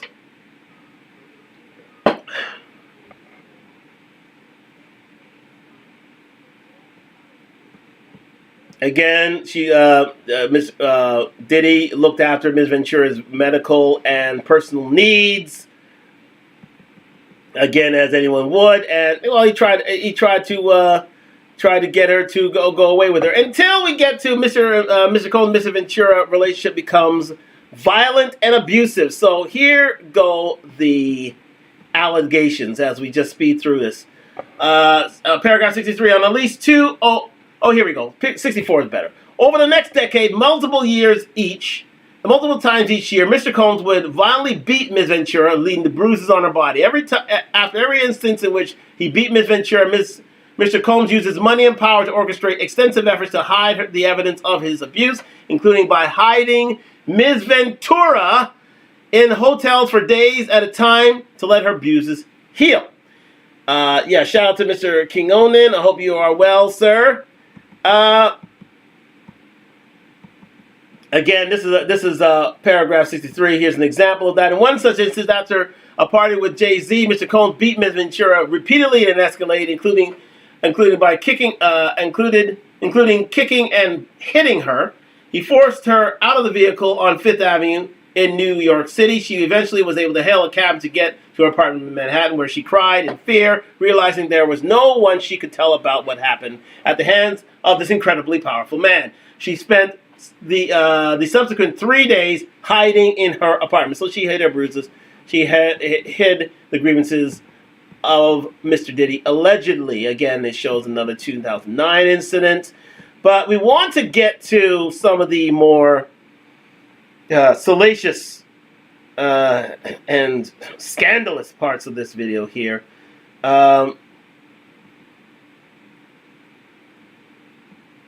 Yes. Yes, indeed. Yeah, but again, paragraph 74. By Mr. Combs' own admission, his relationship with Ms. Ventura was like Bobby and Whitney. A clear acknowledgement of the unequal power dynamic and excessive domestic violence. Well, to be fair, Bobby and Whitney was in the power position, not really Bobby, but again. I don't know if it's analogous to this relationship here, because clearly there's a huge power dynamic between Diddy and Cassie in this case, where Diddy was the all-powerful one and not, Cassie not. And again, Bobby and Whitney, that's sort of a issue because Whitney was seen as a breadwinner and Bobby not so much. And let's see. Let's move on. Forces Ms. Ventura into sex trafficking. Okay, here's the more scandalous, salacious stuff. While in New York, Mr. Combs told Mr. Ventura that he wanted to engage in a fantasy of his called voyeurism. Mr. Combs said that it would turn him on if he saw Ms. Ventura with another D, to be fair. And again, here it is. Paragraph 80. The paragraph we've all been waiting for. Mr. Combs began to call the, let me see. The man, let's go back to paragraph 78 quite quickly. Yes. The first time Mr. Combs hired a man and brought the man to his home in Los Angeles, the man, Mr. Combs and Ms. Ventura wore masquerade masks and ingested drugs. Mr. Combs directed Ms. Ventura to perform sexual acts with this man while Mr. Combs watched them. He masturbated while he directed Ms. Ventura and the man to do specific sexual acts. The entire encounter, paragraph 79, lasted multiple days. Paragraph 80. The infamous paragraph 80 reads as follows. Mr. Combs began to call the arrangement a freak-off, or FO. He would repeatedly tell Ms. Ventura at random moments that he wanted a FO, and Ms. Ventura was eventually expected to facilitate the location and the hiring of male sex workers. So he would set up she would set up the location and bring men in for her to have sexual relations with. This is serious. This is the serious part. This is the $30 million paragraphs here. At certain points during Ms. Ventura and Ms. Combs' relationship, he would insist on an FO weekly. Mr. Combs would repeatedly tell Ms. Ventura that this practice was our thing and our secret. FO would often take place in hotel suites, including the Trump International Hotel in Columbus Circle, La Meritage, Beverly Hills, the London Hotel in Los Angeles, the Intercontinental Century City, the Intercontinental Atlanta, the Intercontinental New York, the One Hotel in New York, and in Miami, the Mandarin Oriental Hotel. The One Hotel in New York and in Miami. Yes. The Mandarin Hotel in New York and in Miami, the Fontainebleau in Miami, the Beverly Hills Hotel, and Shutters on the Beach in Los Angeles. On one occasion, around 2013, Mr. Combs had had an FO set up at the Intercontinental Hotel in New York City, after which he was charged with tens of thousands of dollars in damages to the hotel upon information and belief that Mr. Combs' chief of staff, Tony Fletcher, paid the invoice charged by the hotel. Yes, Ms. Ventura was eventually instructed to use websites and escort services to find male sex workers to participate in the FOs. Mr. Combs told Mr. Ventura to search for large black penises on the website. Sometimes Mr. Combs would pay to fly the male sex workers to his location, including multiple cities in the United States as well as abroad. He required Ms. Ventura and his staff to help make these arrangements. Yes. This is a bit too detailed, a bit too serious for Mr. Combs to ignore. He could not shy away from these sort of allegations. He couldn't. He just simply couldn't.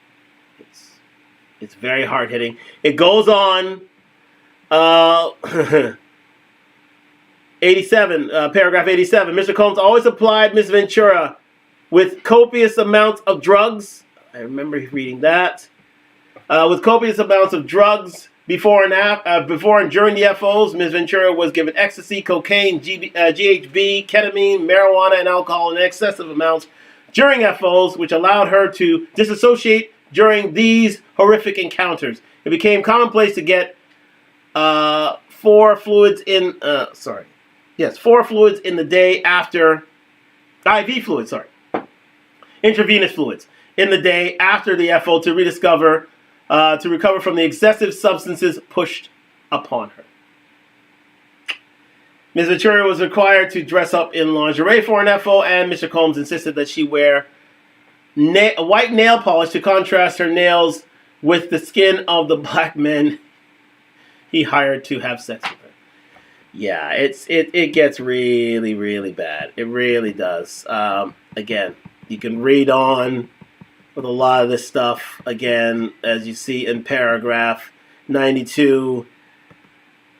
During the FOs, in addition to directing Ms. Ventura and masturbating, Mr. Combs would use his phone, laptop, and tablet to film Ms. Ventura having sex with the hired sex worker. He treated the forced encounter as a personal art project, adjusting the candles he used for lighting to frame the videos he took. Again, he was a director. He's in the entertainment industry.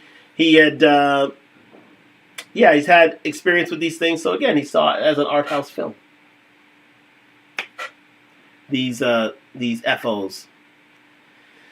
While Ms. Ventura quickly deleted any photos of video of sex if they were taken on her phone, Mr. Combs repeatedly made clear that he retained many videos of Ms. Ventura during the FO. So even though she deleted the misgiving,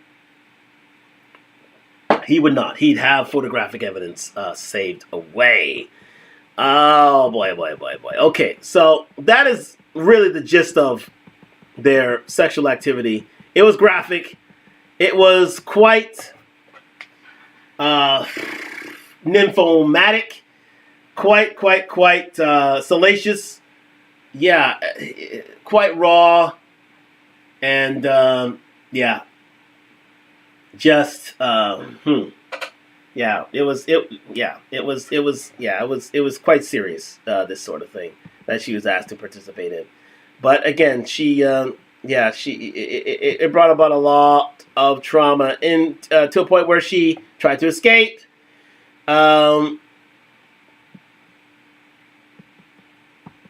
including, here we go. This is paragraph 109. Ms. Ventura ran away to, paragraph 108. During this FO, Mr. Combs found Ms. Ventura's phone and found emails between her and Kid Cudi. This is the whole alleged bomb attack. Yeah. It got that serious. Mr. Combs became enraged and proceeded to place a manual corkscrew between his fingers and lunged at Ms. Ventura. Ms. Ventura ran away to stay at Kid Cudi's home to escape Mr. Combs' wrath. Soon thereafter, one of Mr. Combs' staff members had told Ms. Ventura that he needed to just talk to Mr. Combs, even though Mr. Combs was enraged. Feeling like she could not escape Mr. Combs and his network of enforcers, Ms. Ventura returned to Mr. Combs. He hit her several times and kicked her in the back as she tried to run out the door. She went to her parents' home in Connecticut, where her mother took pictures of the bruises Mr. Combs had left on Mrs. Ventura's body. Now, this is something that we'll see in a later film. If we can get to it, yeah, we'll just quickly get to it. We'll run over time for just a bit. In which, I was watching the lead attorney the other day, and he was saying that there's an issue with that, in that her parents knew of the abuse, but they never said anything after they saw it, after she confessed to them that this was indeed what happened to her. So, are they as complicit as Diddy in these proceedings? We don't know. But again, maybe Cassie swore them to silence and asked her to let her handle it during these things. But it is a scary sight.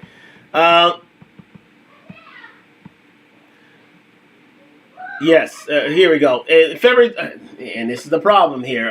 February 2012, during the Paris Fashion Week, Mr. Combs told Ms. Ventura that he was going to blow up Kid Cudi's car and that he wanted to ensure that Kid Cudi was home with his friends when it happened. Around that time, Kid Cudi's car exploded in his driveway. Ms. Ventura was terrified as she began to fully comprehend what Mr. Combs was both willing and able to do to those who believed had slighted him. Remember what I said about what he did to Mr. Shakir back in the day, allegedly. Remember what he said about what he did to Al B. Shore back in the day, allegedly. Remember what I said about what he did to Wale, allegedly. Here again, you see what happened to Kid Cudi. And Kid Cudi has never gone in public to tell of this ordeal. Only Cassie did as of now. It may have been an industry secret, but if you knew, you knew. And now it's made public, allegedly, of course. So, yeah, Diddy is not painted in the best light through these proceedings. Not at all. Not at all.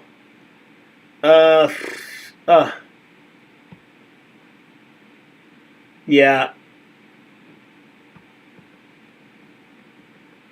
Again, there are allegations of stalking. Wow.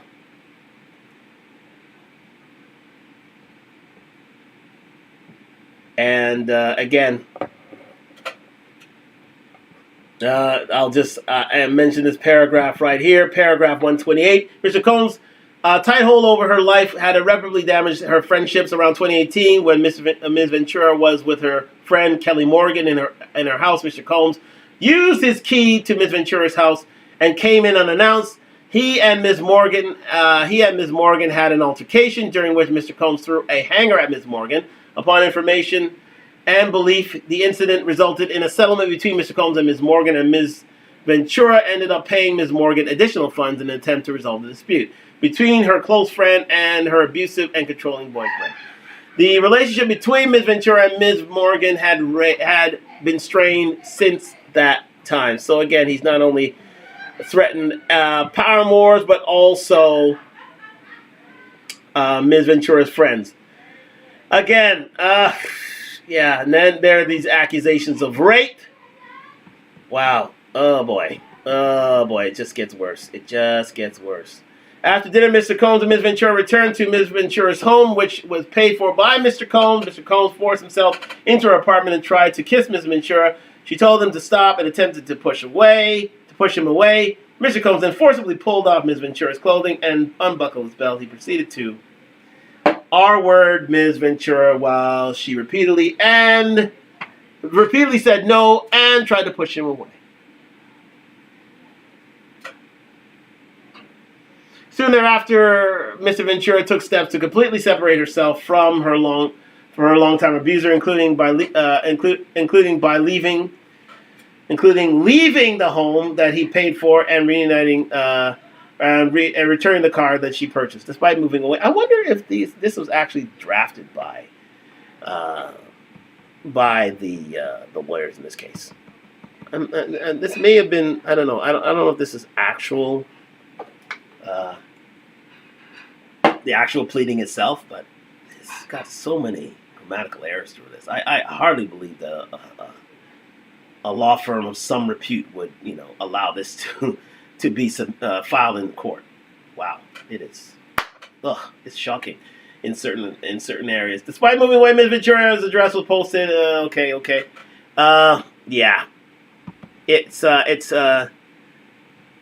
again. That is what is, for the most part of these proceedings here. Again, let's just get to the end of it. Let's just find out what Diddy had was facing before settling for $30 million. The first cause of action, of course, was sexual trafficking under against U.S. law 18 U.S. Criminal Court 1519. So first of all, sex trafficking. Secondly, he was accused of. Let's continue. Second cause of action: violation of New York Services victim of human trafficking. Human trafficking in this instance, meaning, Ms. Ventura was carried over state lines, as was seen earlier on in these proceedings. In this matter, seen, carried over state lines to have sexual escapades with Diddy. So that's considered human trafficking. So for sexual purposes. So again, against all defendants. Well, not all defendants, but Diddy. Third cause of action: violation of the California traffic criminal. Human trafficking because he went over California state lines, trafficking her and involved herself in sexual activity. Fourth cause of action: sexual battery under New York law against defendant Sean Combs. So again, battery of sexual of SA for battery in SA. Fifth cause of action: sexual assault. All right, let's get out of there. Sexual assault pursuant to California Sexual Abuse and Cover-Up Accountability Act. So there's that. Sixth cause of action: violation of the Victims Gender Motivated Violence Act. So issue there. Wow. Seventh cause of action: sexual harassment, gender discrimination, hostile working environment, because she was an employee of Diddy. She was an artist with Bad Boy. He did run the company. So this is absolutely correct. Correct allegation: sexual harassment, gender discrimination, the hostile work environment under New York State human rights law. And I believe that's the eighth. There is eight cause of action: sexual harassment, gender discrimination, hostile work environment under New York human rights law. So, wow. Then prayer for relief. So again, they wanted money for judgment for representing compensatory damages, including consequential damages, lost wages, earnings, and all the sums of money together with interest in the amounts of. For a money judgment for mental pain and anguish, and for several emotional distress, of course, for punitive, for exemplary damages, for attorney's fees, for pre-judgment, and for any other relief as the court sees fit. This is serious. This is very, very serious. It was lodged, I believe, last Wednesday. And I would say 24 to 48 hours later, the case is dismissed for $30 million. Or an undisclosed amount. I believe it's an undisclosed amount. And there you have it.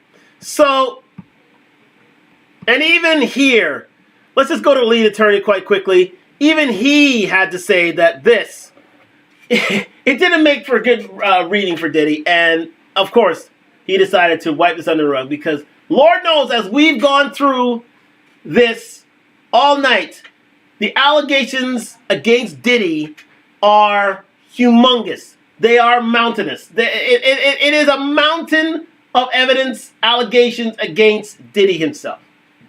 It is a litany of grievances against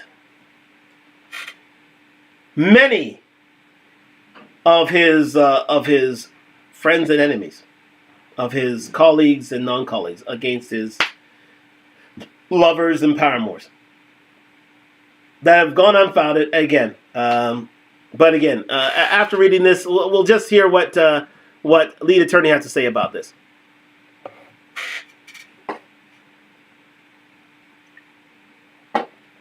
Oh.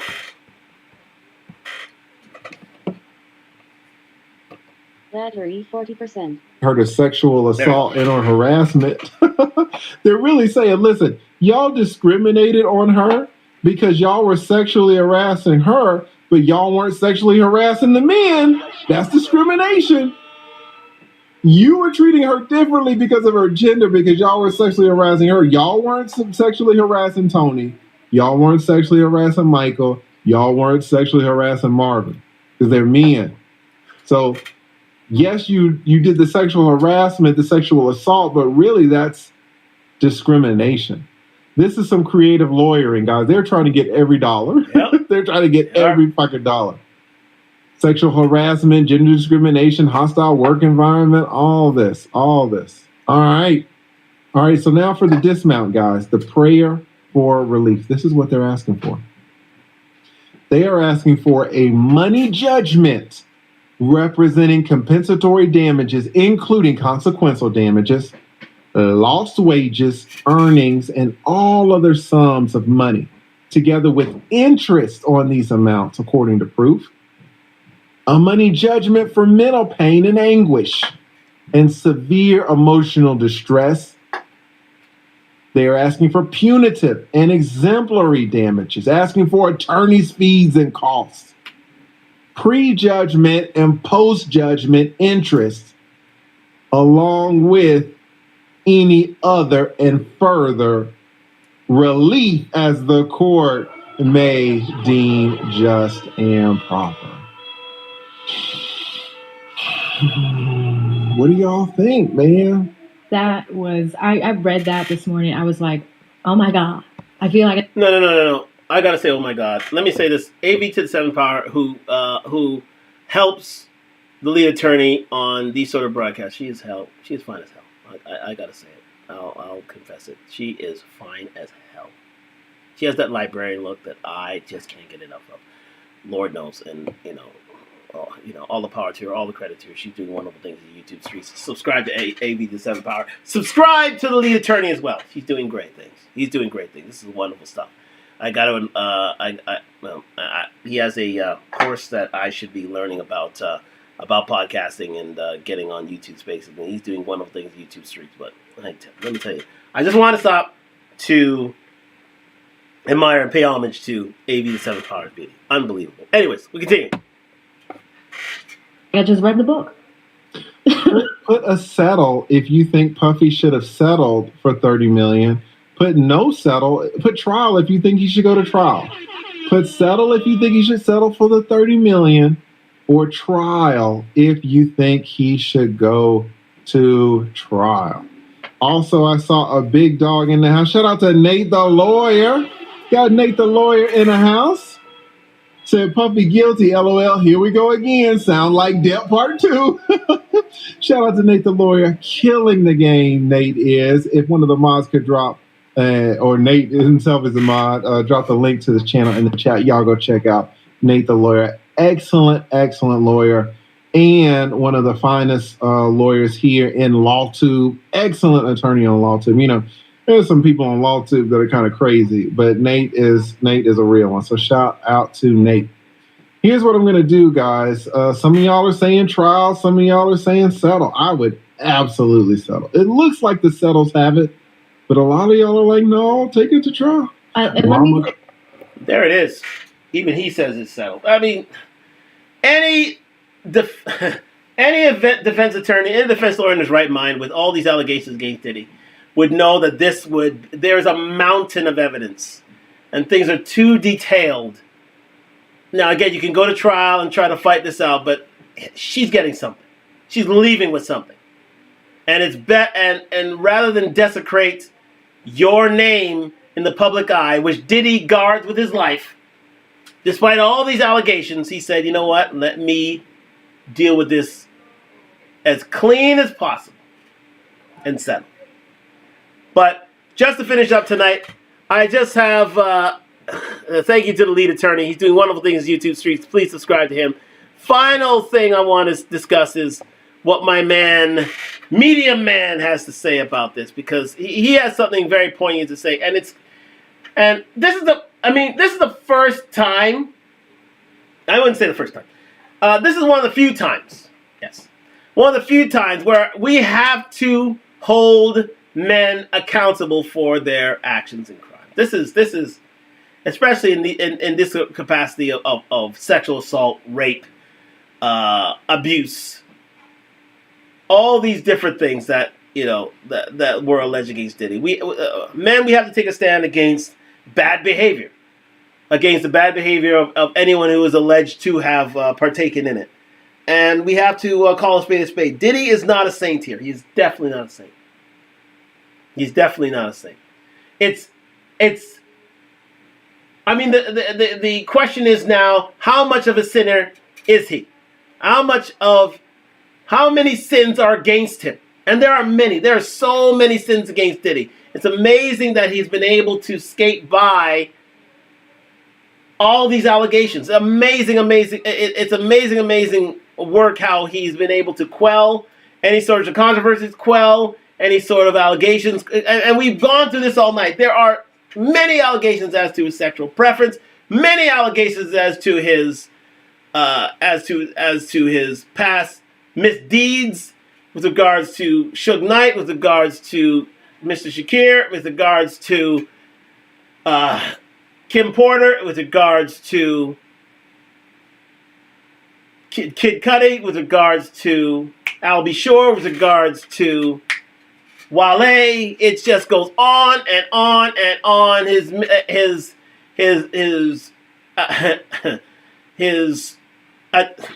dealings with 50 Cent, his dealings with Usher, his dealings with Justin Bieber. It's just all these allegations. But this was the most serious.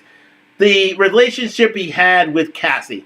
A 12-year relationship that simply went all the way wrong.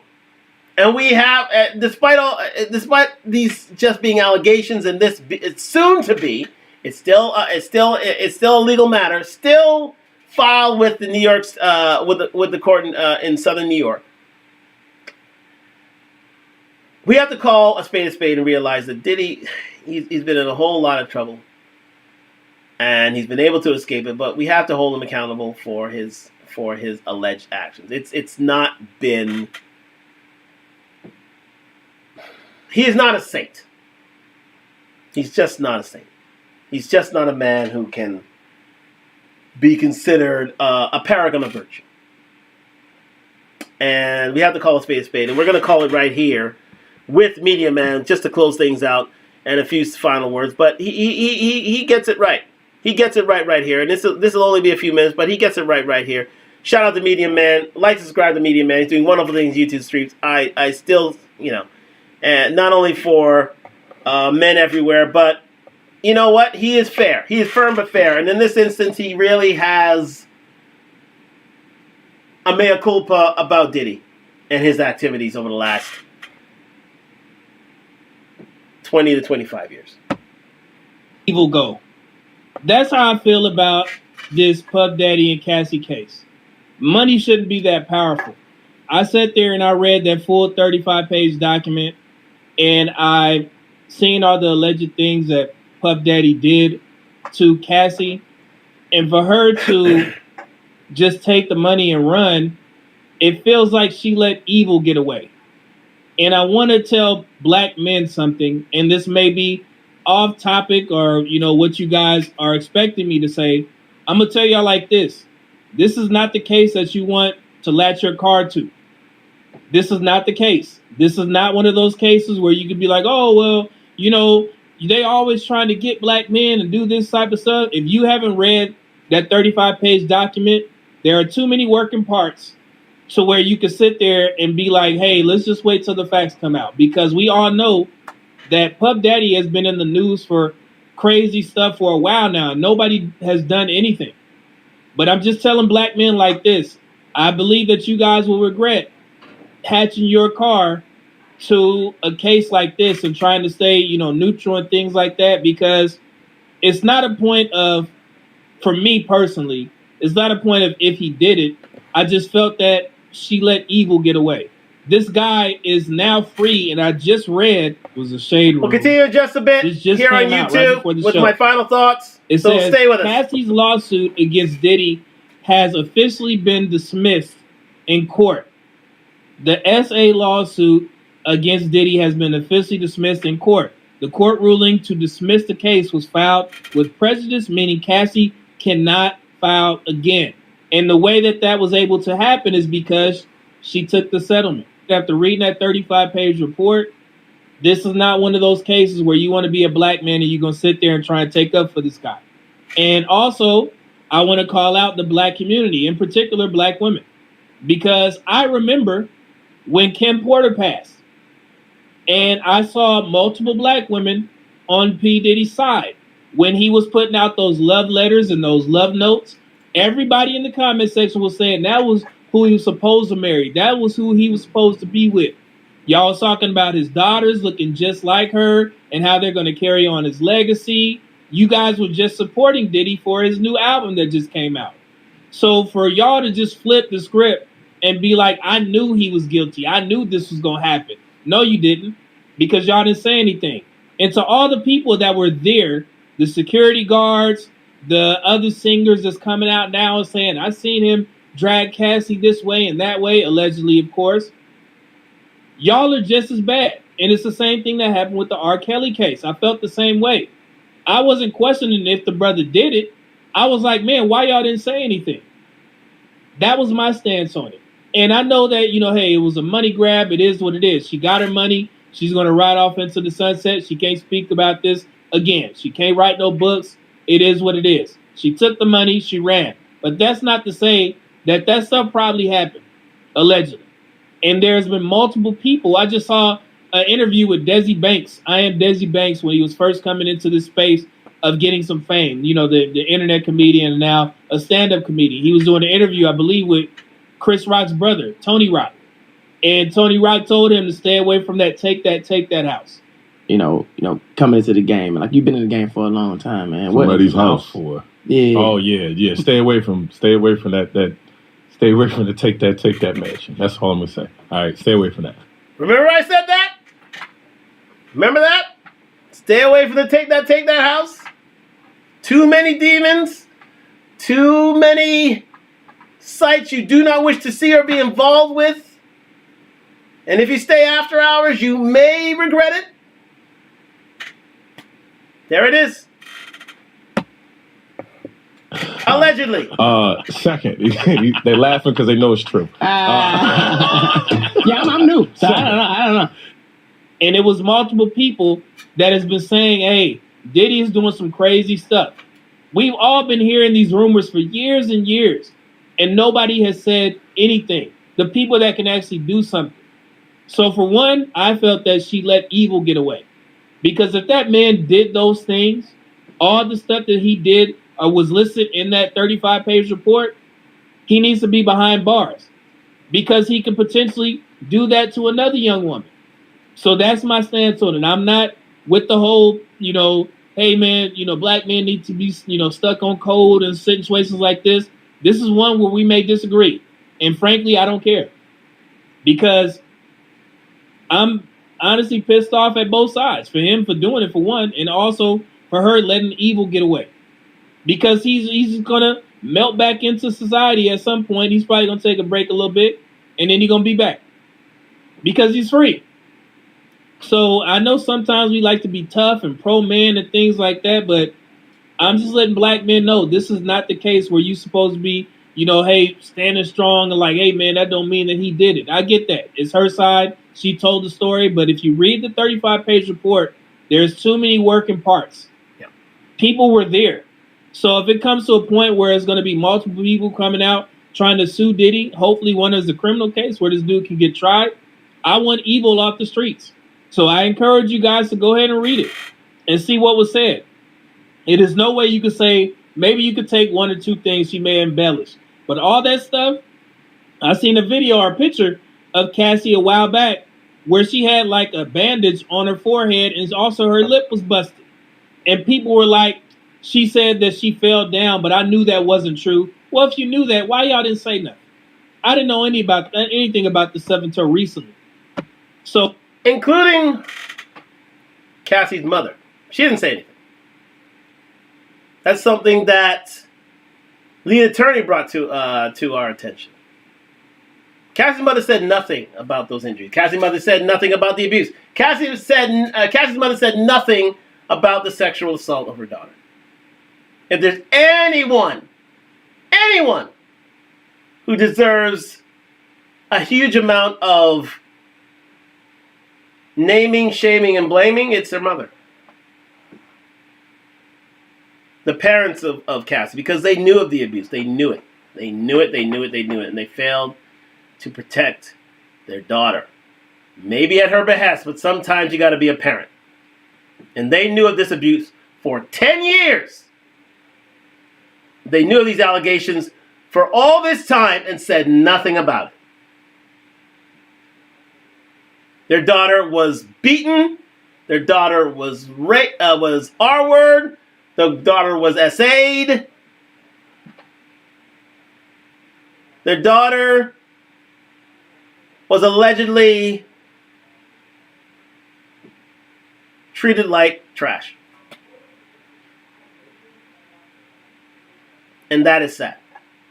That is very sad that a mother who took pictures of the abuse never came to her daughter's rescue, never tried to save her daughter. But she's richer for it. She may have been encouraged not to do anything, but at the end of the day, what would you do? Would you come to your daughter's assistance in these instances? Because it said in the court papers that the mother indeed take pictures of the bruises and the abuse. Let's finish this up. So I'm blaming the people that was around. I'm blaming Diddy because money shouldn't be that powerful. It should not be that powerful for you to shut up and let evil just get out there. That's my stance on it. I don't like these types of situations. It's just my opinion. And, everything is alleged, but I just don't like it. I don't like this. I just seen too many black men trying to come to Diddy's rescue. And I'm like, y'all, this ain't it. This is not it. Indeed, this is not it. Thank you to Mr. Medium Man for that. That is definitely not it. Definitely not it. Let me just end it off this way. Bringing it back to the main camera. And, sorry, have a full discussion here. There we go. Wow, that was a lot. That was a lot. And remember, there are more tales to be told that have yet to be told here. That was just a tip of the iceberg of what is alleged against Diddy. Not only musically, not only in terms of rivalries, in terms of gunplay. Diddy has been in and out of trouble for the last, I would say, easy 25 to 30 years. Easily. Ever since him and Suge Knight got into it. He has been in and around trouble for years. In and around sexual deviancy for years. In and around R-word and SA-word for years. And I follow the sentiment of Media Man. I, as a black man, cannot condone said activities of Media Man. I can't. This has to be treated like,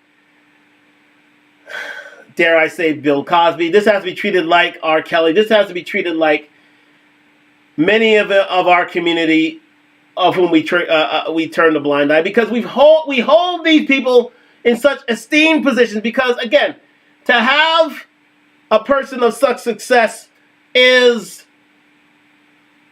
sort of a drug to us.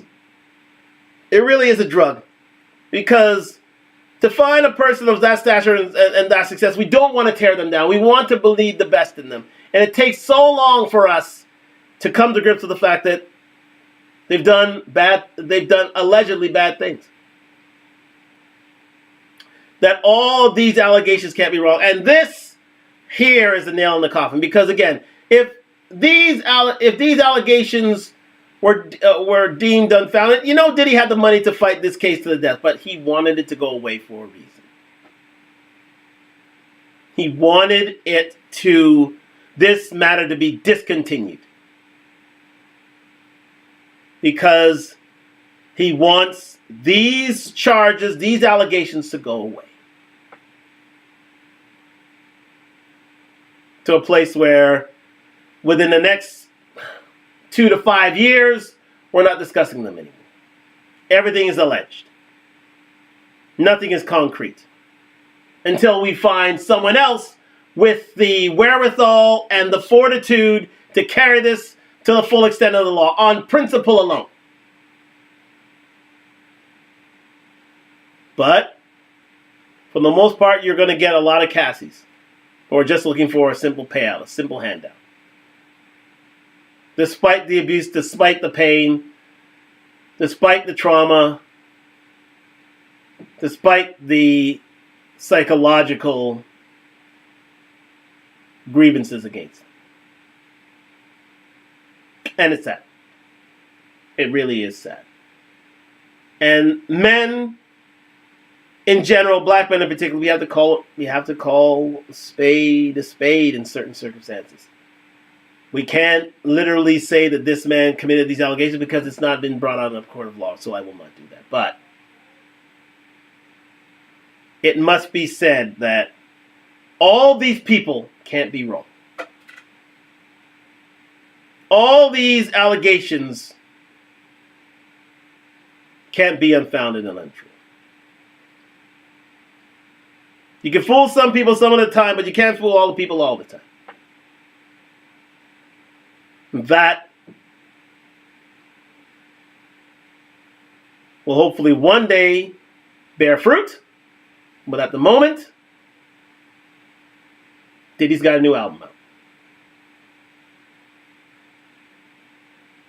And Diddy will move on. Diddy will do as he pleases and what he pleases, because he's a free man. Free to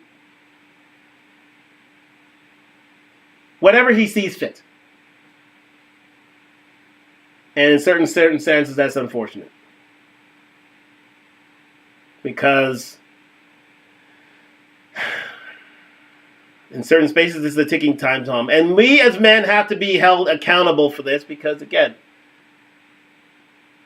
we have... an injustice anywhere is an injustice everywhere. Allegedly. And that's all we can do right now. So to Diddy, I say, good luck in your future. But to Cassie, I say, we're praying for you. Thank you very much for joining me on Talk Live tonight. A really somber note about this, but this is not anything to be happy or surprised about. This is a serious subject, and I hope I gave it the quorum that it deserved. And it is hoped that these monies will allow Cassie to seek the help that she needs, because she is going to need it. She's been through a lot. And the only problem is that we can only say that has been alleged and not true. So thank you very much for joining me on Talk Live tonight. I'm going to get out of here. Raptors win, Raptors win, Raptors win. But again, there are winners and losers in everything. And the one that we should be concerned about right now is Ms. Cassandra Ventura. And it is hoped that these monies will bring her peace and solace, but I hope that she gets the help that she deserves and she can live a full life, and look past this harrowing ordeal that she enjoyed, allegedly. Thank you very much for joining me on Talk Live. We're going to get out of here. I appreciate you being here with me, and look forward to seeing you tomorrow. I think we'll get on to one more tomorrow. We'll do it 3 days in a row. There's so much to see and so much to do. But again, yeah, it is. Tonight was a bit of a letdown. This will go out there. And, man, we got to do better. We just got to do better. But thank you very much for joining me on Talk Live on YouTube and Instagram. We're going to get off YouTube right now. But hope you have a great night. Hope you have a great tomorrow. And, yeah, we'll speak to each other soon over the airways, over time. And, yeah, we're going to get this out to the wider mass public because, again, injustice anywhere is injustice everywhere. Good night from Toronto.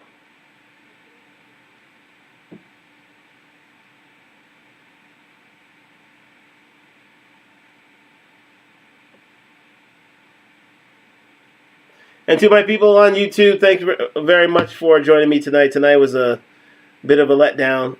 Not fire and brimstone, but we have to handle things with a bit of care on this one. And the RSA and all things in between of, certain people deserve our alleged sympathy and our protection and our patience and compassion for what they've gone through. So it is hoped that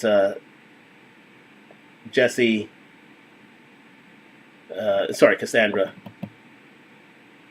It's hope Cassandra is happier, in a better space, moves on with her life, and can leave this in the past. But she's going to need a lot of help doing it. It's hope that we can all be there for her when it's our turn to get her through it. All right. And I thank you very much for joining me on Talk Live. More tomorrow. But, we're going to end it right here.